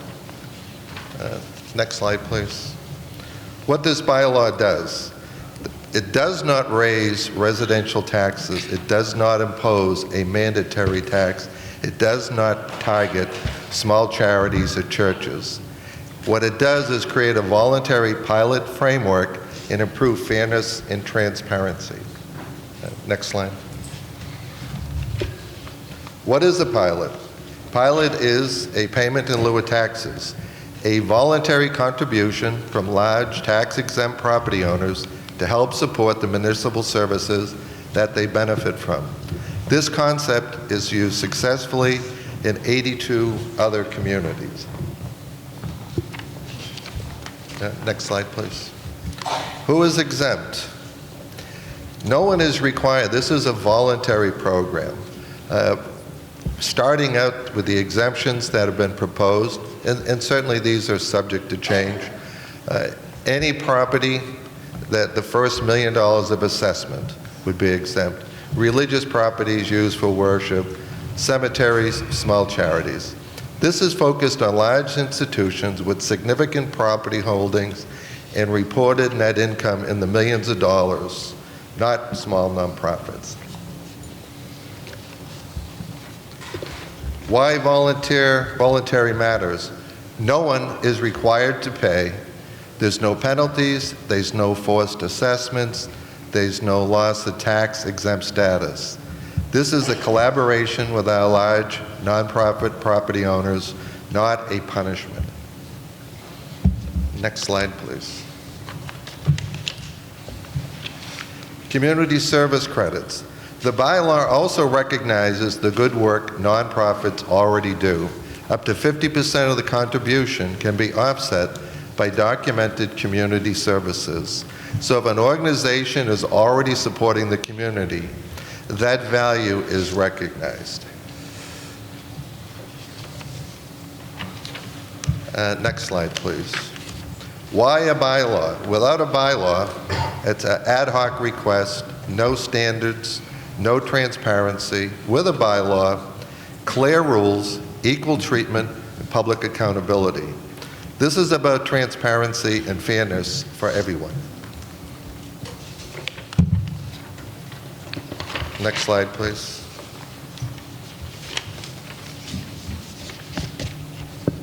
The financial reality. The large portions of Newbury land are tax exempt or non-buildable. The result, higher burden on residential taxpayers. This is simply about balancing the reality in a reasonable way. Okay, what is the ask? At the end of the day, this comes down to a simple idea. Everyone benefits from town services. Being a good neighbor means helping support them. This bylaw gives us a fair and voluntary way to do this. Next slide. I want to mention that I want to thank Headmaster Quimby and the CFO Douglas from Governors. We had a meeting at Town Hall and we talked about the introduction of this bylaw, and we had a discussion, and in fairness, they have made contributions to the town over the years. The reality is, you've seen tonight, we're going after meals tax to the max. We're going after weekly rental income. We're scrounging for nickels and dimes in every corner that we can find, so that we can avoid biannual requests for overrides. So here's an example. Governor's Academy, 10 years IRS Form 990s, total net income $104 million. Proposed voluntary pilot, $2.5 million. Basically, if Governors was a for-profit entity, they'd be paying approximately $515,000 a year in taxes. Under the proposed pilot payment, it would be 50% of that, or $250,000, of which half of that, or $125,000, could be attributed to benefit the Governors is offering the town of Newbury. Reduced tuition to Newbury residents' children, or other documented ways. But at the end of the day, we would be looking for $125,000 cash on an annual basis. When you compare that to their annual operating budget, and the pilot would be equal to less than 2.5% of the reported net income over the last 2 years. This demonstrates fairness, not hardship.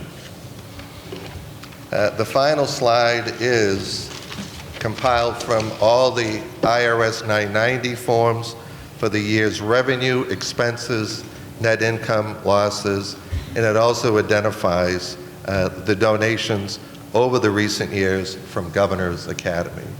I would urge the body to move this and approve this bylaw.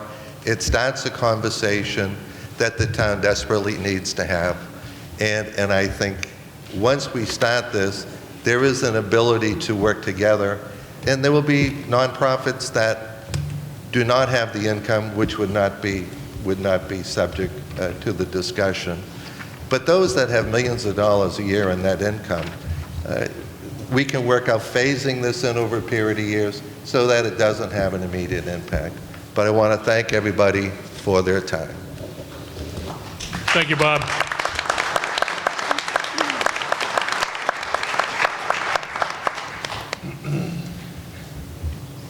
You have a motion? There's more discussion. Oh, I'll second it. Yes. I'll second it. It's a second, and I also have a comment. Go ahead. Bud Kelly, resident, but also standing here as your chairman of your Board of Assessors. I've been on the Assessors Board now for, I've lost count, 7 years. I can tell you that with the previous board members, we had tried to approach the Governor's Academy probably a decade and a half ago with very, very little success. I am very excited by Bob putting this together and making this suggestion. It is a tremendous, wonderful thing to have governors in our neighborhood, and its heritage, its history is tremendous. Our police and our fire are taxed with servicing them, and they don't pay taxes. So this is a really good way to kind of make even the field and pay just what's due. So I fully support this, and I hope you will too. Thank you.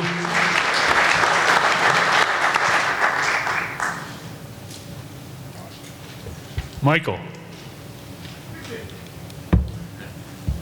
Mike Doyle, 6 Morgan Ave.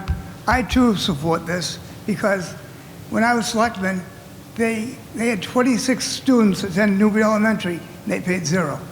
And I'm saying, I don't know how much it costs per student, but they got to come up with more money. Thank you. Thank you. Yes. Mr. Moderator, my name is Peter Quimby. I live at 1 Elm Street. I'm the head of school at the Governor's Academy. And I'd like to speak against the motion for the following reasons. First and foremost, I would argue that this bylaw is unnecessary. We value our relationship with the town, and it has been important for us to give back, and we have, in fact, given back at levels that exceed those that Mr. Connor's data suggest. Over the 10 years he references, Governors has contributed more than $164,000 to the town, and over the last 25 years, our contributions in cash have totaled nearly $400,000. While Mr. Connors is correct that we have not in the past had any sort of formal agreement with the town about the Academy's contributions, Governors has in fact initiated a conversation with the town about formalizing an arrangement through a written agreement. And I want to, as an aside, say that the conversations that we've had with Ms. Blaze and Mr. DeMeo have been extremely collaborative and productive, and I'm grateful for the spirit of cooperation that they have, with which they have approached those discussions. Governors has drafted an agreement that would commit to annual payments that would be determined by a mutually agreed upon formula. A draft of that agreement will soon be reviewed by the Select Board and would then go to the Academy's Board of Trustees for approval. We suggest that the town and Governors are both best served by a direct agreement rather than an unenforceable bylaw. Why not vote down this pilot proposal? Let us conclude our discussions with the Select Board and then revisit this if members of the town still feel that a pilot is necessary. While Mr. Connors suggests that small nonprofits would be exempt from this bylaw, it would appear that Historic New England, Trustees of Reservations, and Essex County Greenbelt would also be impacted, and perhaps others. While Mr. Connors has indicated that the bylaw was narrowly constructed to target governors, which in and of itself might be seen as unfair, the impact of the bylaw would be broader than that, and voters who support those organizations should be aware of that fact. The proposed bylaw would also create an entirely unrealistic and unprecedented set of expectations for payment in lieu of taxes to the town. The information presented by Mr. Connors suggests that Governor's has the capacity to contribute in excess of $250,000 a year to the town. He bases this assessment on information contained in our IRS 990 filings. He implies that Governor's is bringing in millions of dollars a year in profits on an annual basis.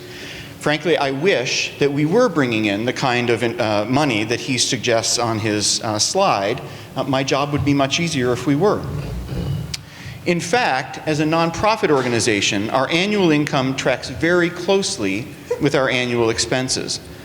The totals that Mr. Connors is referring to are gifts to the school that typically fall into one of two categories: gifts for construction projects or gifts to our endowment. And our endowment is essentially the equivalent of the town's reserve fund, our emergency savings. For example, if the donor gives the school $1 million for a building project or to establish a scholarship fund, that shows up on our 990. And Mr. Connors describes it as a profit, as if that money were available to us to make gifts to the town. In fact, we can only use those gifts for the purposes that they were designated for. They're not available to us to spend for anything else. So the resources that Mr. Connors suggests that we can use to make payments to the town simply do not exist. For the town to budget on that assumption would be a mistake. We are open to paying our fair share, but that is best determined, I believe, in a collaborative negotiation between the town and other nonprofits. And finally, I would note that Governor's provides substantial public benefit to the town of Newbury and its residents. We appreciate and feel fortunate to be members of this community. We provide free or reduced use of our athletic facilities to town of Newbury sports programs. Residents use our tennis courts when we are not using them. We support the annual tree lighting ceremony with Newbury Elementary School. And there are residents of the town of Newbury who receive scholarships to attend Governor's. This year alone, that amounts to $126,000. There are also 7 students from the town of Newbury. This did not include residents from the town of Newbury who live on our campus. 7 students who live off our campus, who live off our campus, who attend Govs, and by educating those students outside of the public school system, it creates direct cost savings for the town. So for these reasons, I would encourage you to oppose the establishment of this pilot program. Thank you, Mr. Moderator. Thank you. Please. Yes, thank you. Good evening to all of you. It's nice to see my neighbors here. And to those of you who serve us on town government, thank you very much. And to Brother Tar, who joined us, thank you for being here. So I want to speak in favor of this. And oh, sorry. My apologies. My name is Mark Sarkady. I live at 50 Northern Boulevard. I've lived here for about 45 years, but by some people, I'm a newcomer. I know that. Nonetheless, I love living in town, and I love being part of this, which is part of our democracy, which means a great deal to me. I want to speak in favor of this, but let me say to the gentleman who just spoke, thank you for being part of Governor's. We're glad Governor's is here. This is not in any way against Governor's, nor is it against any of the other nonprofits who service our community. This is about balance. I speak to you as someone who lives between worlds. I live in Washington, I live around the world, I deal with governments at state levels and municipalities all over the United States.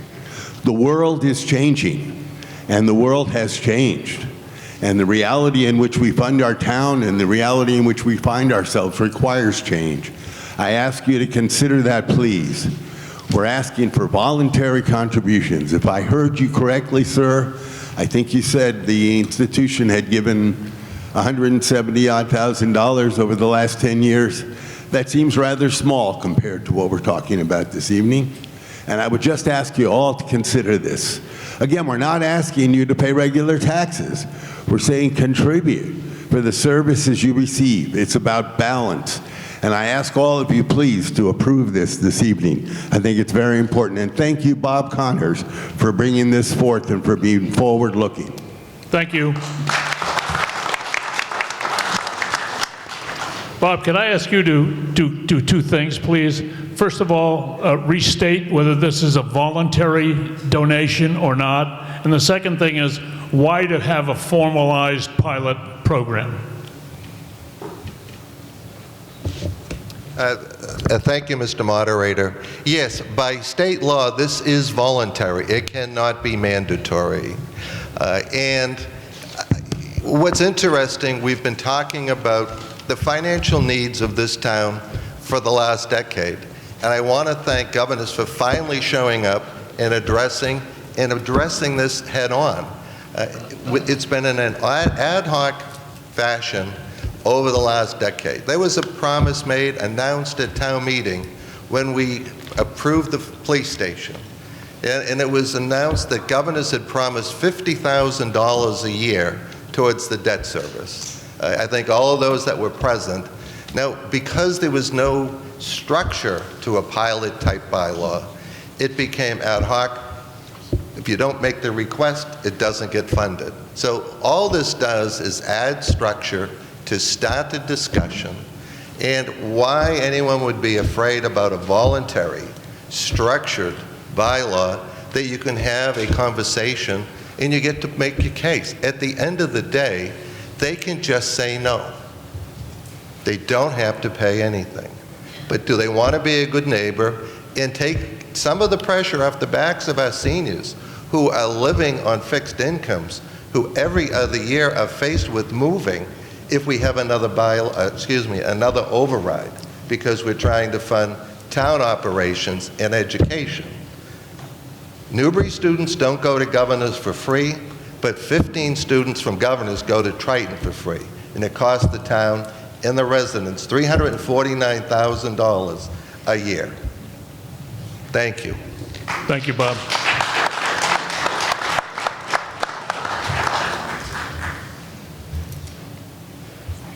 John Protopapas, 64 Cottage Road. I just have a question.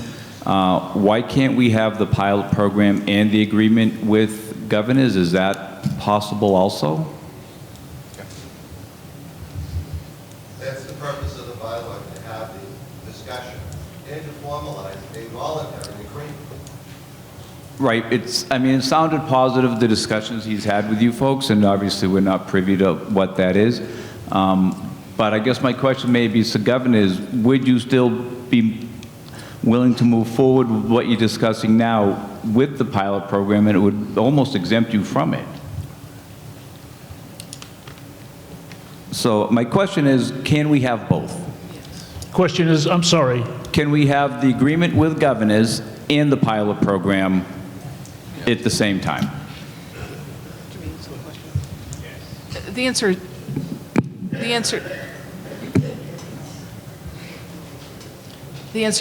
is yes.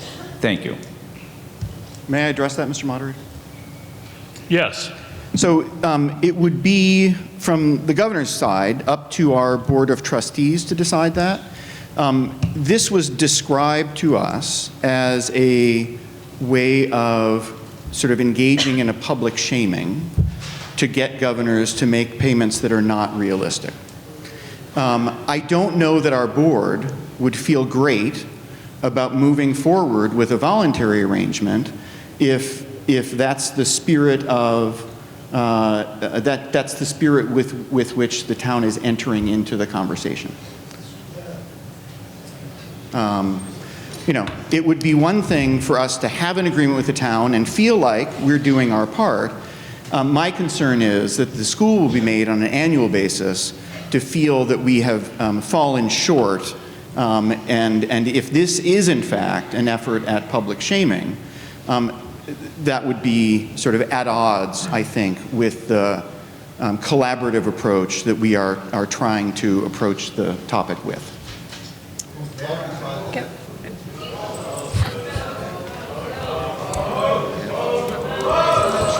This is about being a good neighbor, clear and simple. Thank you. You've been asked to move the vote. We've been asked to move the vote, and I think we should.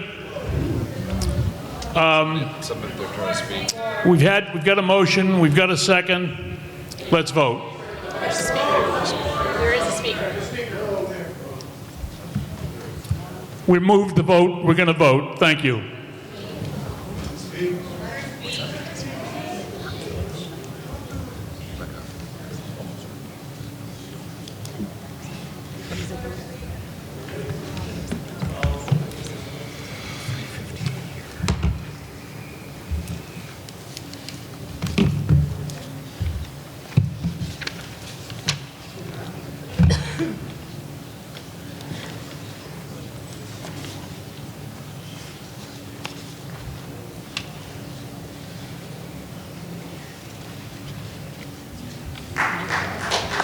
%, yes, passes. Thank you.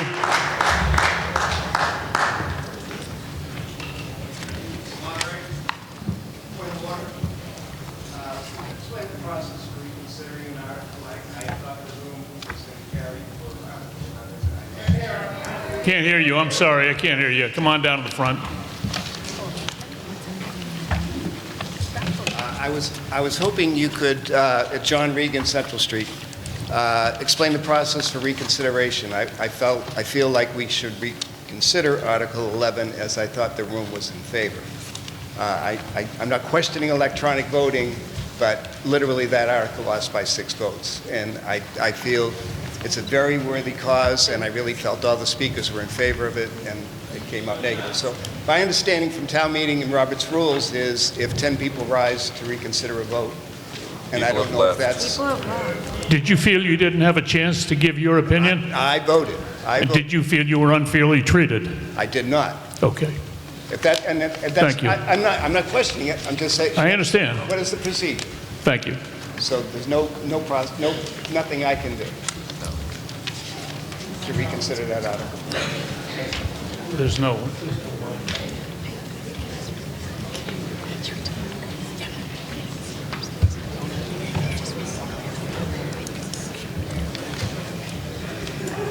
You can make a motion to reconsider, and then you need a second. If he was on the prevailing side.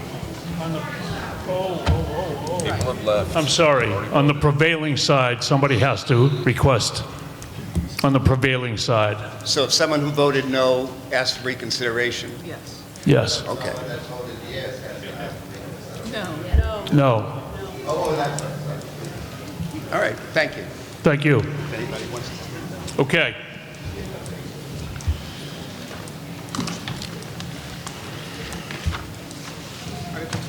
Article 20, see if the town will adopt the following resolution expressing the conviction of the town of Newbury, Massachusetts, regarding the conduct of the President of the United States and members of his cabinet, and calling upon Congress to exercise its constitutional oversight authority.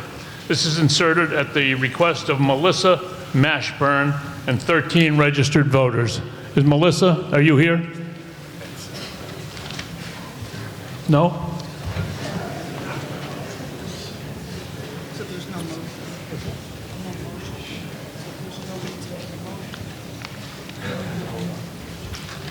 Okay, so there is no motion here.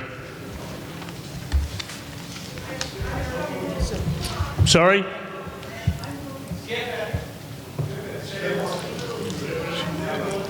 You move? Is that what you said? You make the motion? Is there a second?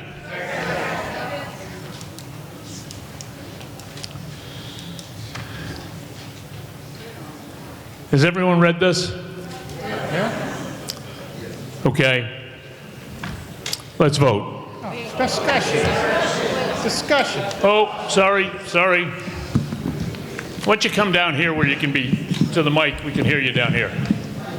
I'm pretty good right here, no? Everybody hear me? Okay. First of all, impeachment is partly a legal matter taken up by the House of Representatives and the U.S. Senate. It's also a political matter. And I think it's a dangerous precedent for this town to set that we are going to have a citizen's petition which is politically generated. It just sets a bad precedent because next year we're going to have from this floor a pro-life, pro-choice discussion? It doesn't make sense to me. That is a national debate. We need to deal with our own community here and the issues we're confronted with. And I appreciate any citizen's position like the last three, but this one's way out of bounds. Vote no. Thank you. Thank you.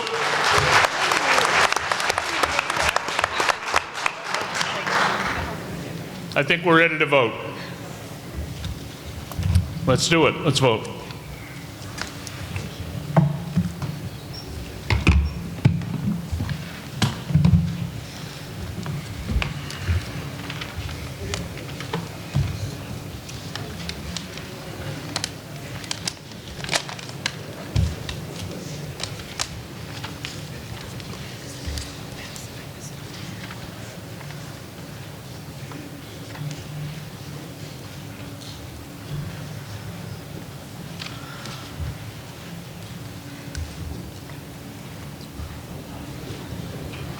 %, 60% no.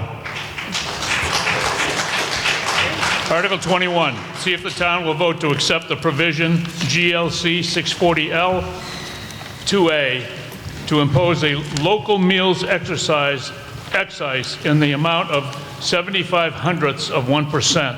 0.75, or take any other action in relation thereto. Bill. Mr. Moderator, I move that the town vote to accept provisions of GL Chapter 64L, Section 2A, to impose a local meals excise in the amount of 0.75%, which is 0.75%. Any discussion or debate? Hearing none, let's vote.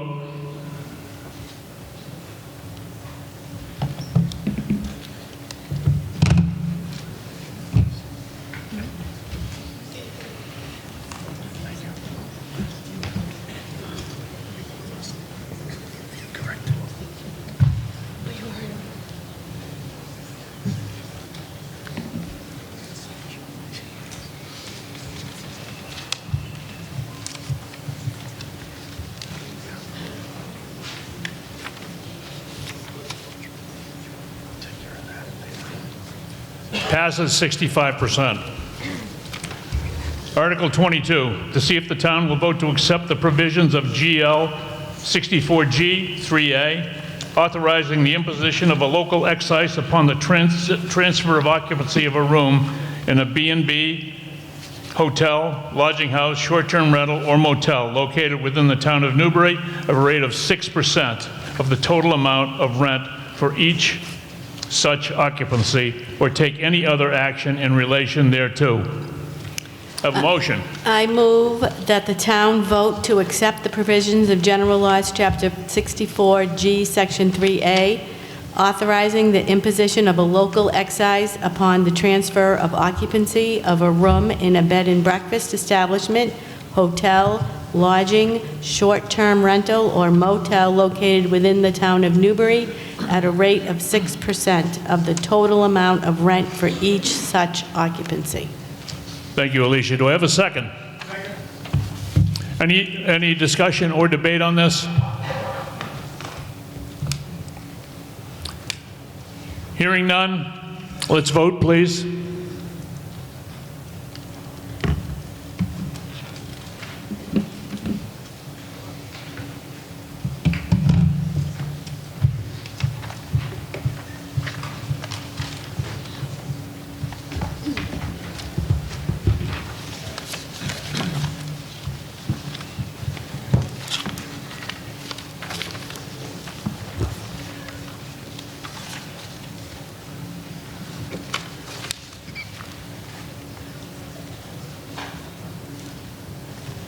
%, yes. Thank you.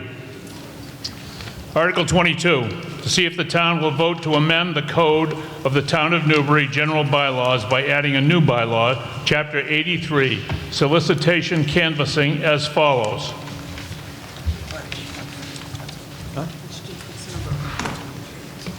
Yes.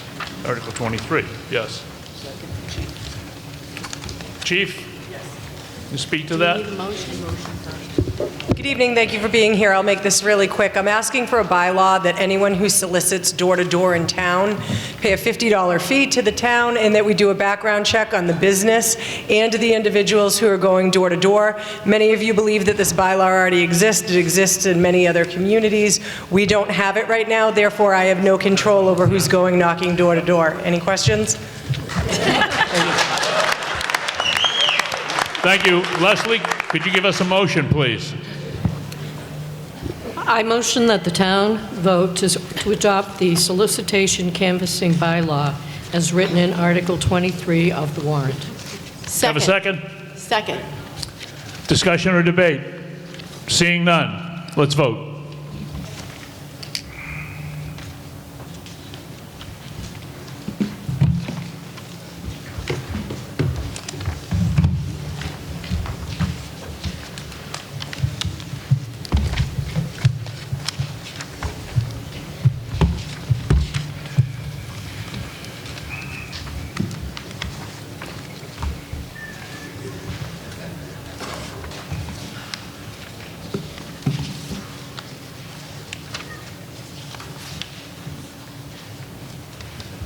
%, yes, thank you.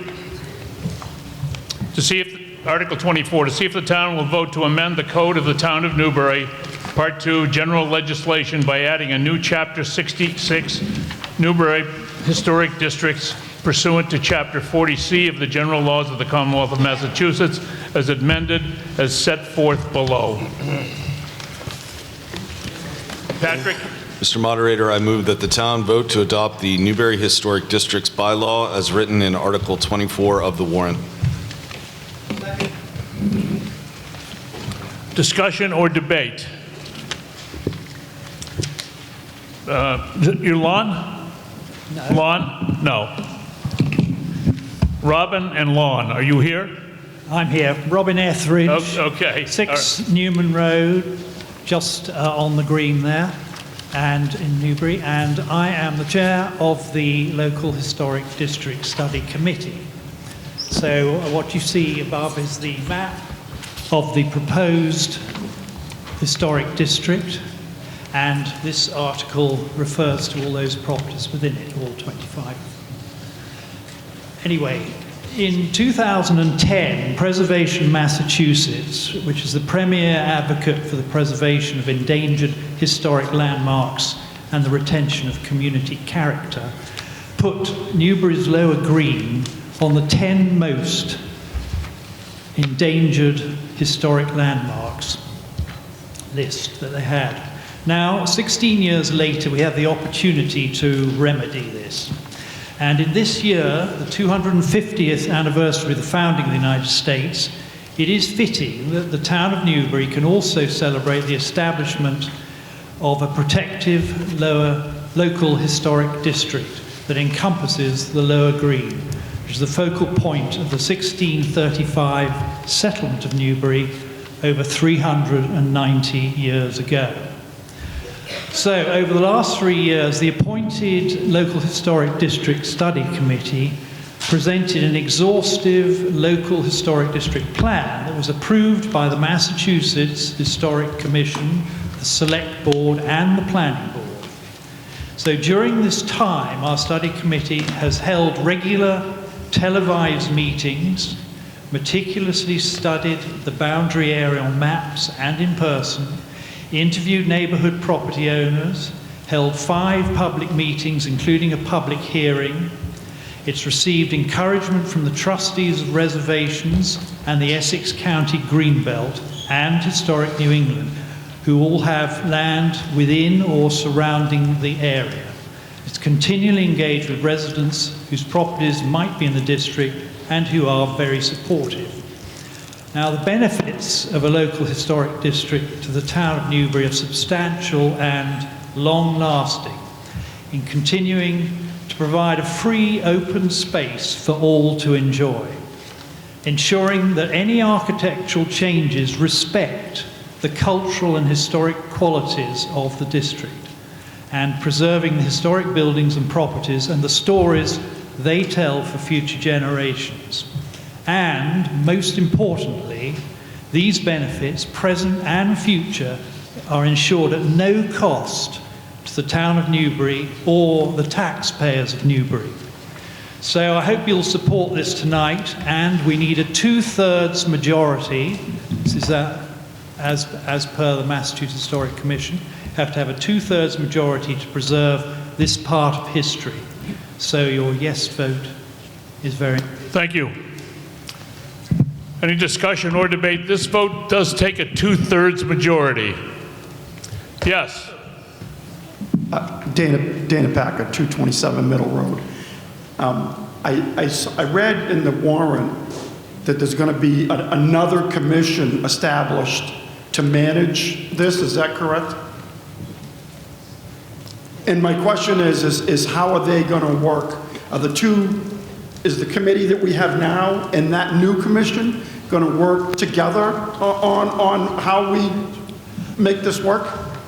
Yes, the new commission is appointed by the select board, and it will possibly take members of the existing Newbury one, but it also can take a resident in the area, and there are some various categories which it's up to the select board to Excuse me. select. I think town council is going to address this also. Okay. He's correct.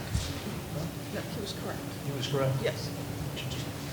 So I would let the proponent continue. He's correct. It is appointed by the select board. It is a historic district commission, but can take members of the historic commission. Yeah, my question is, are we still going to have both? So the current committee or commission is going to be dissolved, and the new one is going to run the show? Is that what's going to happen? We can answer that. This is Lon Hockmeister, 281 High Road. I'm a member of the Historic Commission, and I'm the Historic Commission representative. Speak right into that microphone, please. Oh, thank closer. Did you get the beginning of it? I'm on the Historic Commission. I am the representative from the Historic Commission on the Local Historic District Study Committee. Okay, so that's just who I am. And the answer to that is at the end of, if this gets voted in tonight, the study committee is done, pretty much. I mean, we'll close up the books, but we're basically done. But a new local historic district commission has to be established, and that is appointed by the select board. And there are criteria of what types of people should be on that. One of them is that someone that lives in the historic district has to be on that.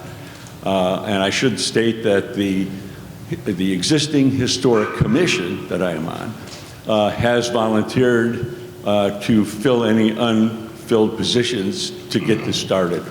So we've all said, we'll all move over if you have to, or the select board could come up with enough people, and we're looking for 5 people to run this commission.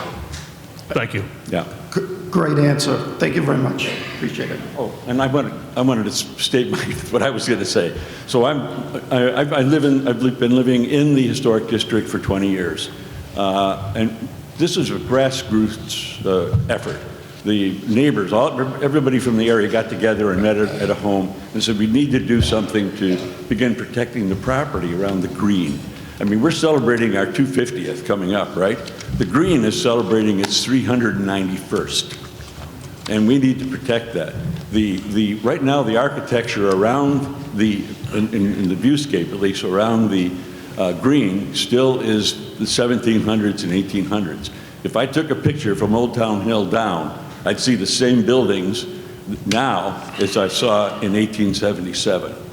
So all we're trying to do is preserve the architecture so that if my house burns down, somebody doesn't replace it with a 2-story modern building right on the green. I live right on the green. Thank you. So I think we'll vote. Time to vote, folks. You have something new to say? Yes, and only because we need a 2/3 vote that I would speak. I'm Brett Mitchell. I live at 275 High Road, so pretty much right in the middle of that map. And we may well have the first project to come under review. We have a carriage house that's tumbled down. I rather like it that way, but we're going to have to do something before it tumbles down. But my wife and I are all for it. My only complaint is that we should have had this 15, 20 years ago. Thank you. Okay, let's vote, folks.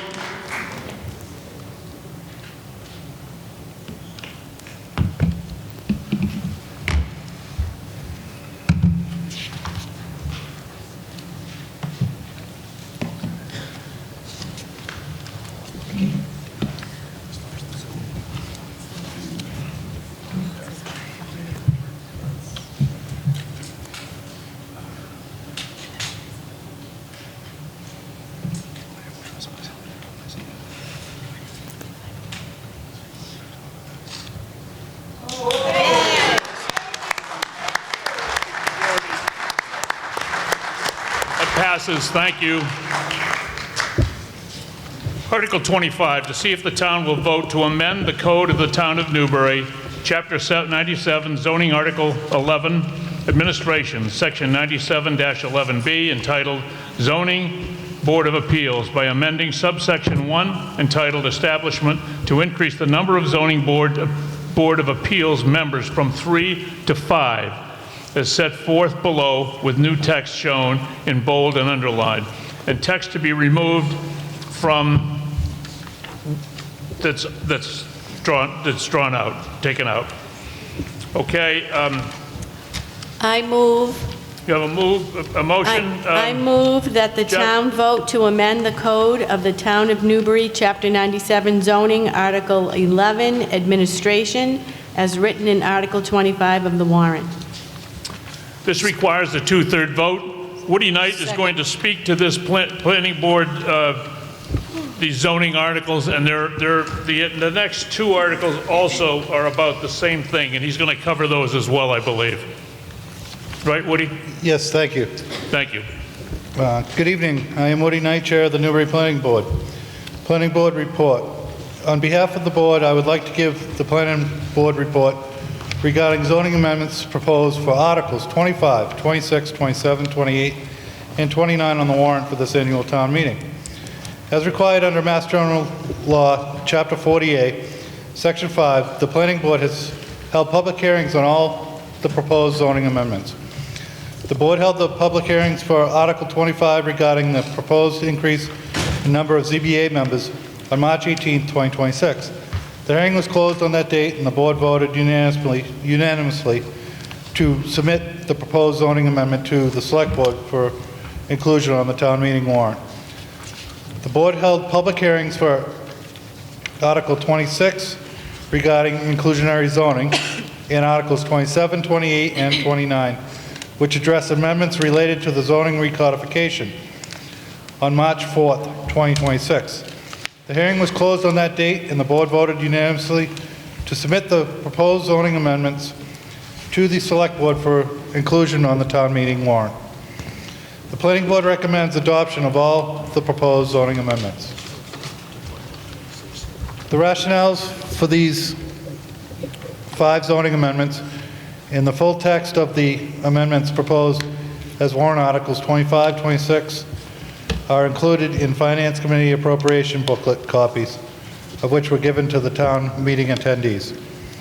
In addition, the full text of the amendments proposed as warrant articles 27, 28, and 29 can be found in the supplement booklet entitled Annual Town Meeting Warrant Articles 27, 28, and 29. Zoning Bylaw Recodification. Town of Newbury Annual Town Meeting, May 5th, 2026. Hard copies of the supplement booklet are available for town meeting attendees. A digital copy can also be accessed by clicking on the QR code on the last page of the Finance Committee Appropriations booklet. Before town meeting takes up these warrant articles, I would like to give a brief overview. We will then be happy to answer any questions regarding the individual articles as they come to vote. I have a slide presentation. It's up there. Slide 1. The slide outlines the process that has been followed in bringing these proposed zoning amendments to town meeting. starting in July 2025, when the planning board held the first of many discussions on proposed amendments during various regularly scheduled meetings. It ended with public hearings held in March. Next slide, please. Slide 2, as I mentioned earlier, the planning board is proposing 5 zoning amendments. The first of these is warrant Article 25, which proposes to increase the number of zoning Board of Appeal members from 3 to 5. State statute authorizes Select Board to appoint a ZBA consisting of 3 or 5 members, plus associate members. Currently, Newbury zoning bylaw establishes 3 ZBA and 2 associate members. The ZBA has requested the number of members be changed from 3 to 5 in order to, 1, reduce scheduling delays. It will be easier to achieve a quorum for meetings with 5 members, and member absences will less likely to cause hearings to be postponed or rescheduled. 2, it will make it easier to comply with voting threshold requirements, in particular supermajority requirements for special permit and variance applications. For applications requiring a supermajority vote, approval requires a unanimous vote of the 3-member board, but a vote of 4 out of 5 for a 5-member board. 3, improve continuity. With more members serving staggering terms, it will be easier to maintain experienced members on the board, ensuring consistent interpretation of zoning bylaws over time. 4, provide more diverse perspectives. An increased number of members brings a broader range of expertise and viewpoints to a complex land use matter. Next slide, please. Slide 3, warrant article number 26 proposes adoption of a new inclusionary zoning bylaw in accordance with the town's affordable housing goals as recommended by Newbury's 2023 master plan and 2024 to 2029 housing production plan. This bylaw applies to residential projects that will create 4 or more new housing units, and is intended to encourage the development of housing that is affordable to low and moderate income households, to diversify the town's housing stock, and to add affordable units to Newbury's subsidized housing inventory. It does not require developers to build affordable units, but it provides an incentive to developers in the form of a density bonus. In other words, additional market rate units if the proposed project includes 1 or more affordable units. These units will remain affordable in perpetuity through deed restrictions. Next slide, please. Warrant Articles 27, 28, and 29 propose bylaw amendments related to Phase 2 of a multi-year zoning bylaw review, known as zoning recodification, that has been done jointly by the planning board, planning staff, town council, and other town staff and board members. The purpose of the recodification is to 1, update outdated and inconsistent terms and definitions, 2, make housekeeping corrections and edits, 3, eliminate redundancies and inconsistencies, 4, clarify, update, reorganize, and consolidate certain existing bylaw provisions to improve the permitting process for both applicants and the town's permitting boards. 5, add new language to eliminate ambiguity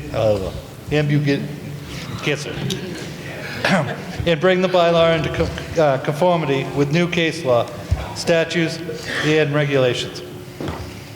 6, incorporate best practices, and 7, align the bylaw with current town practices and interpretations.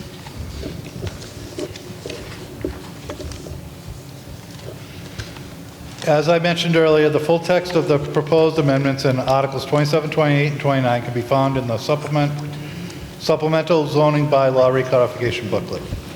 Next slide, please. Slide 5. Warrant Article 27 proposes amendments to zoning bylaw Articles 2 through 11. No changes are proposed to zoning bylaw Article 1, general provisions, Revisions to that article were approved at the 2025 annual town meeting last year. Revisions to Article 2, use districts, include coordination of district names and related acronyms, updates and clarifications of written descriptions of some zoning district boundaries, and new provisions regarding interpretation of district boundaries. No changes are being proposed to district boundaries themselves. Next slide, please, slide 6. Revisions to Article 3, regulation of use districts, include revisions to some wording for clarification, reorganization and reconsolidation of the provisions referring to the table of use regulations, and the deletion of subsections that were redundant with other sections of the bylaw.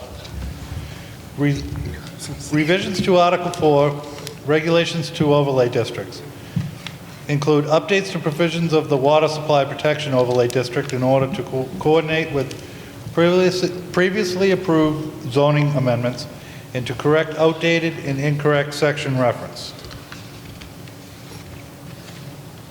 Next slide, please. Slide 7. Additional amendments to Article 4 include revisions to the Plum Island Overlay District to coordinate with previously approved zoning amendments to align language with current ZBA permitting process, and to delete language regarding use variances, and 2 revisions to adult entertainment overlay districts, which are made to change special permit granting authority from the Select Board to the Zoning Board of Appeals. Reference to the special permit criteria in Article 5, and to relocate related definitions from the end of zoning bylaw to this section. Next slide, please. Amendments to Article, this is slide 8. Amendments to Article 5 special permits include revisions to the bed and breakfast section to change the special permit granting authority from the Select Board to the Zoning Board of Appeals, and to add reference to special permit criteria in Article 5. Revision to common driveway section to add a provision regarding dimensions related to fire safety. And 3 revisions to large wind energy section to relocate related definitions from the end of zoning bylaw to this section. Amendments to Article 6, dimensional regulations, include updates and clarifications to the notes in addition to a new note referencing dimensional requirements in other sections of the zoning bylaw pertaining to overlay districts and certain uses. Next slide, please, slide 9. Amendments to Article 7, parking, include addition of language referencing common driveway and requirements in Article 5, coordination of parking requirements with other sections of the zoning bylaw, and addition of language regarding dark sky compliant lighting. And 2 amendments to Article 8, signs, include addition of language requiring dark sky compliant lighting and updated provisions regarding temporary signs to coordinate with current procedures. Next slide, please, slide 10.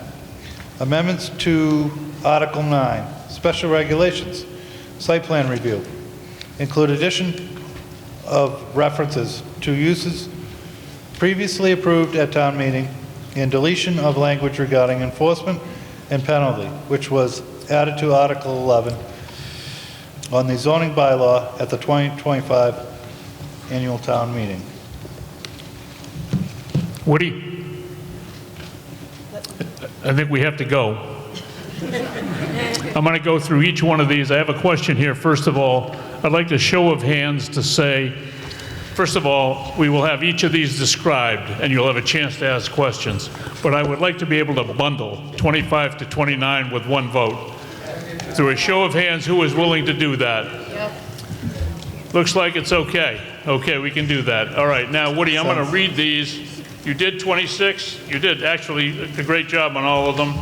27 would be read by a motion from Bill DeMayo. Again, all of these take a 2/3 vote. Bill? Do we want to do 25 first? 27 first, not 25? 27. 27. 26, you need to do 26. 20. Mr. Moderator, I move that the town vote to amend the Code of the Town of Newbury, Chapter 97, zoning Article 10, general regulations as written in Article 26 of the Okay, warrant. any questions or debate on that? Okay. I'm sorry? I'll second the motion. Second the motion, thank you, thank you. Okay. Alicia? 27. 7, okay.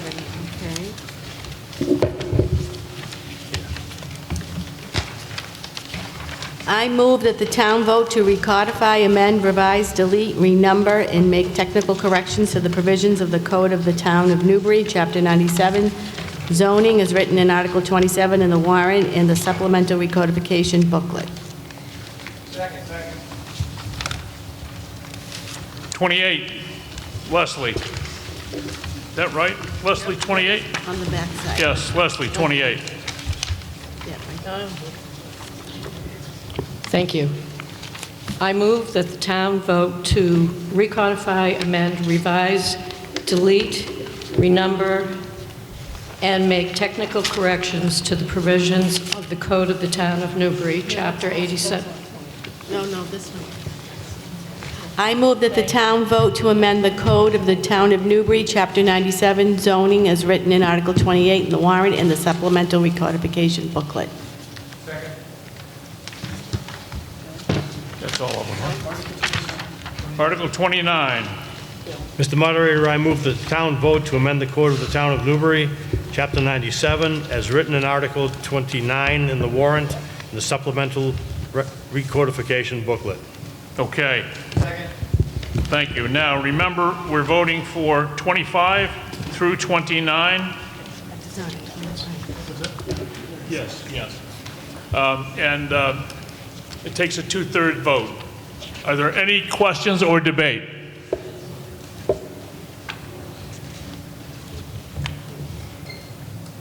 Joy Michaud, High Road. I want a clarification on the dark sky allowance, please. Does that mean that my neighbors who have floodlights on 24/7, that they would be breaking the law? No, that, I believe that only pertains to signage and lighting on new projects as well. Was that clear?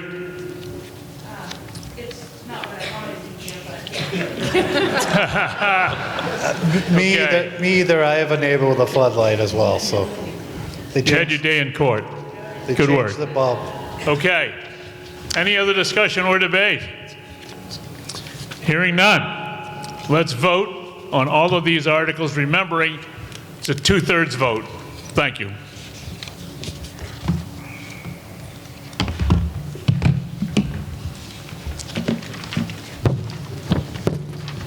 Let's see.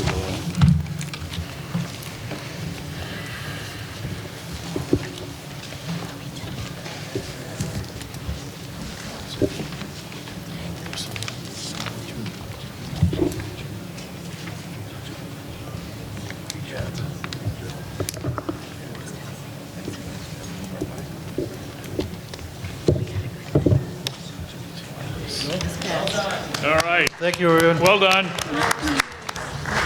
Now, let me first of all thank everyone who stayed. Thank you very much. And now I'd like to have a vote to adjourn, and a hands would be fine, by hands. I thought so. Thank you very much. And we would be remiss if we your clickers. And we'd be remiss if we did not thank Dick Bazigan for his years as our moderator, as he will be retiring from the role.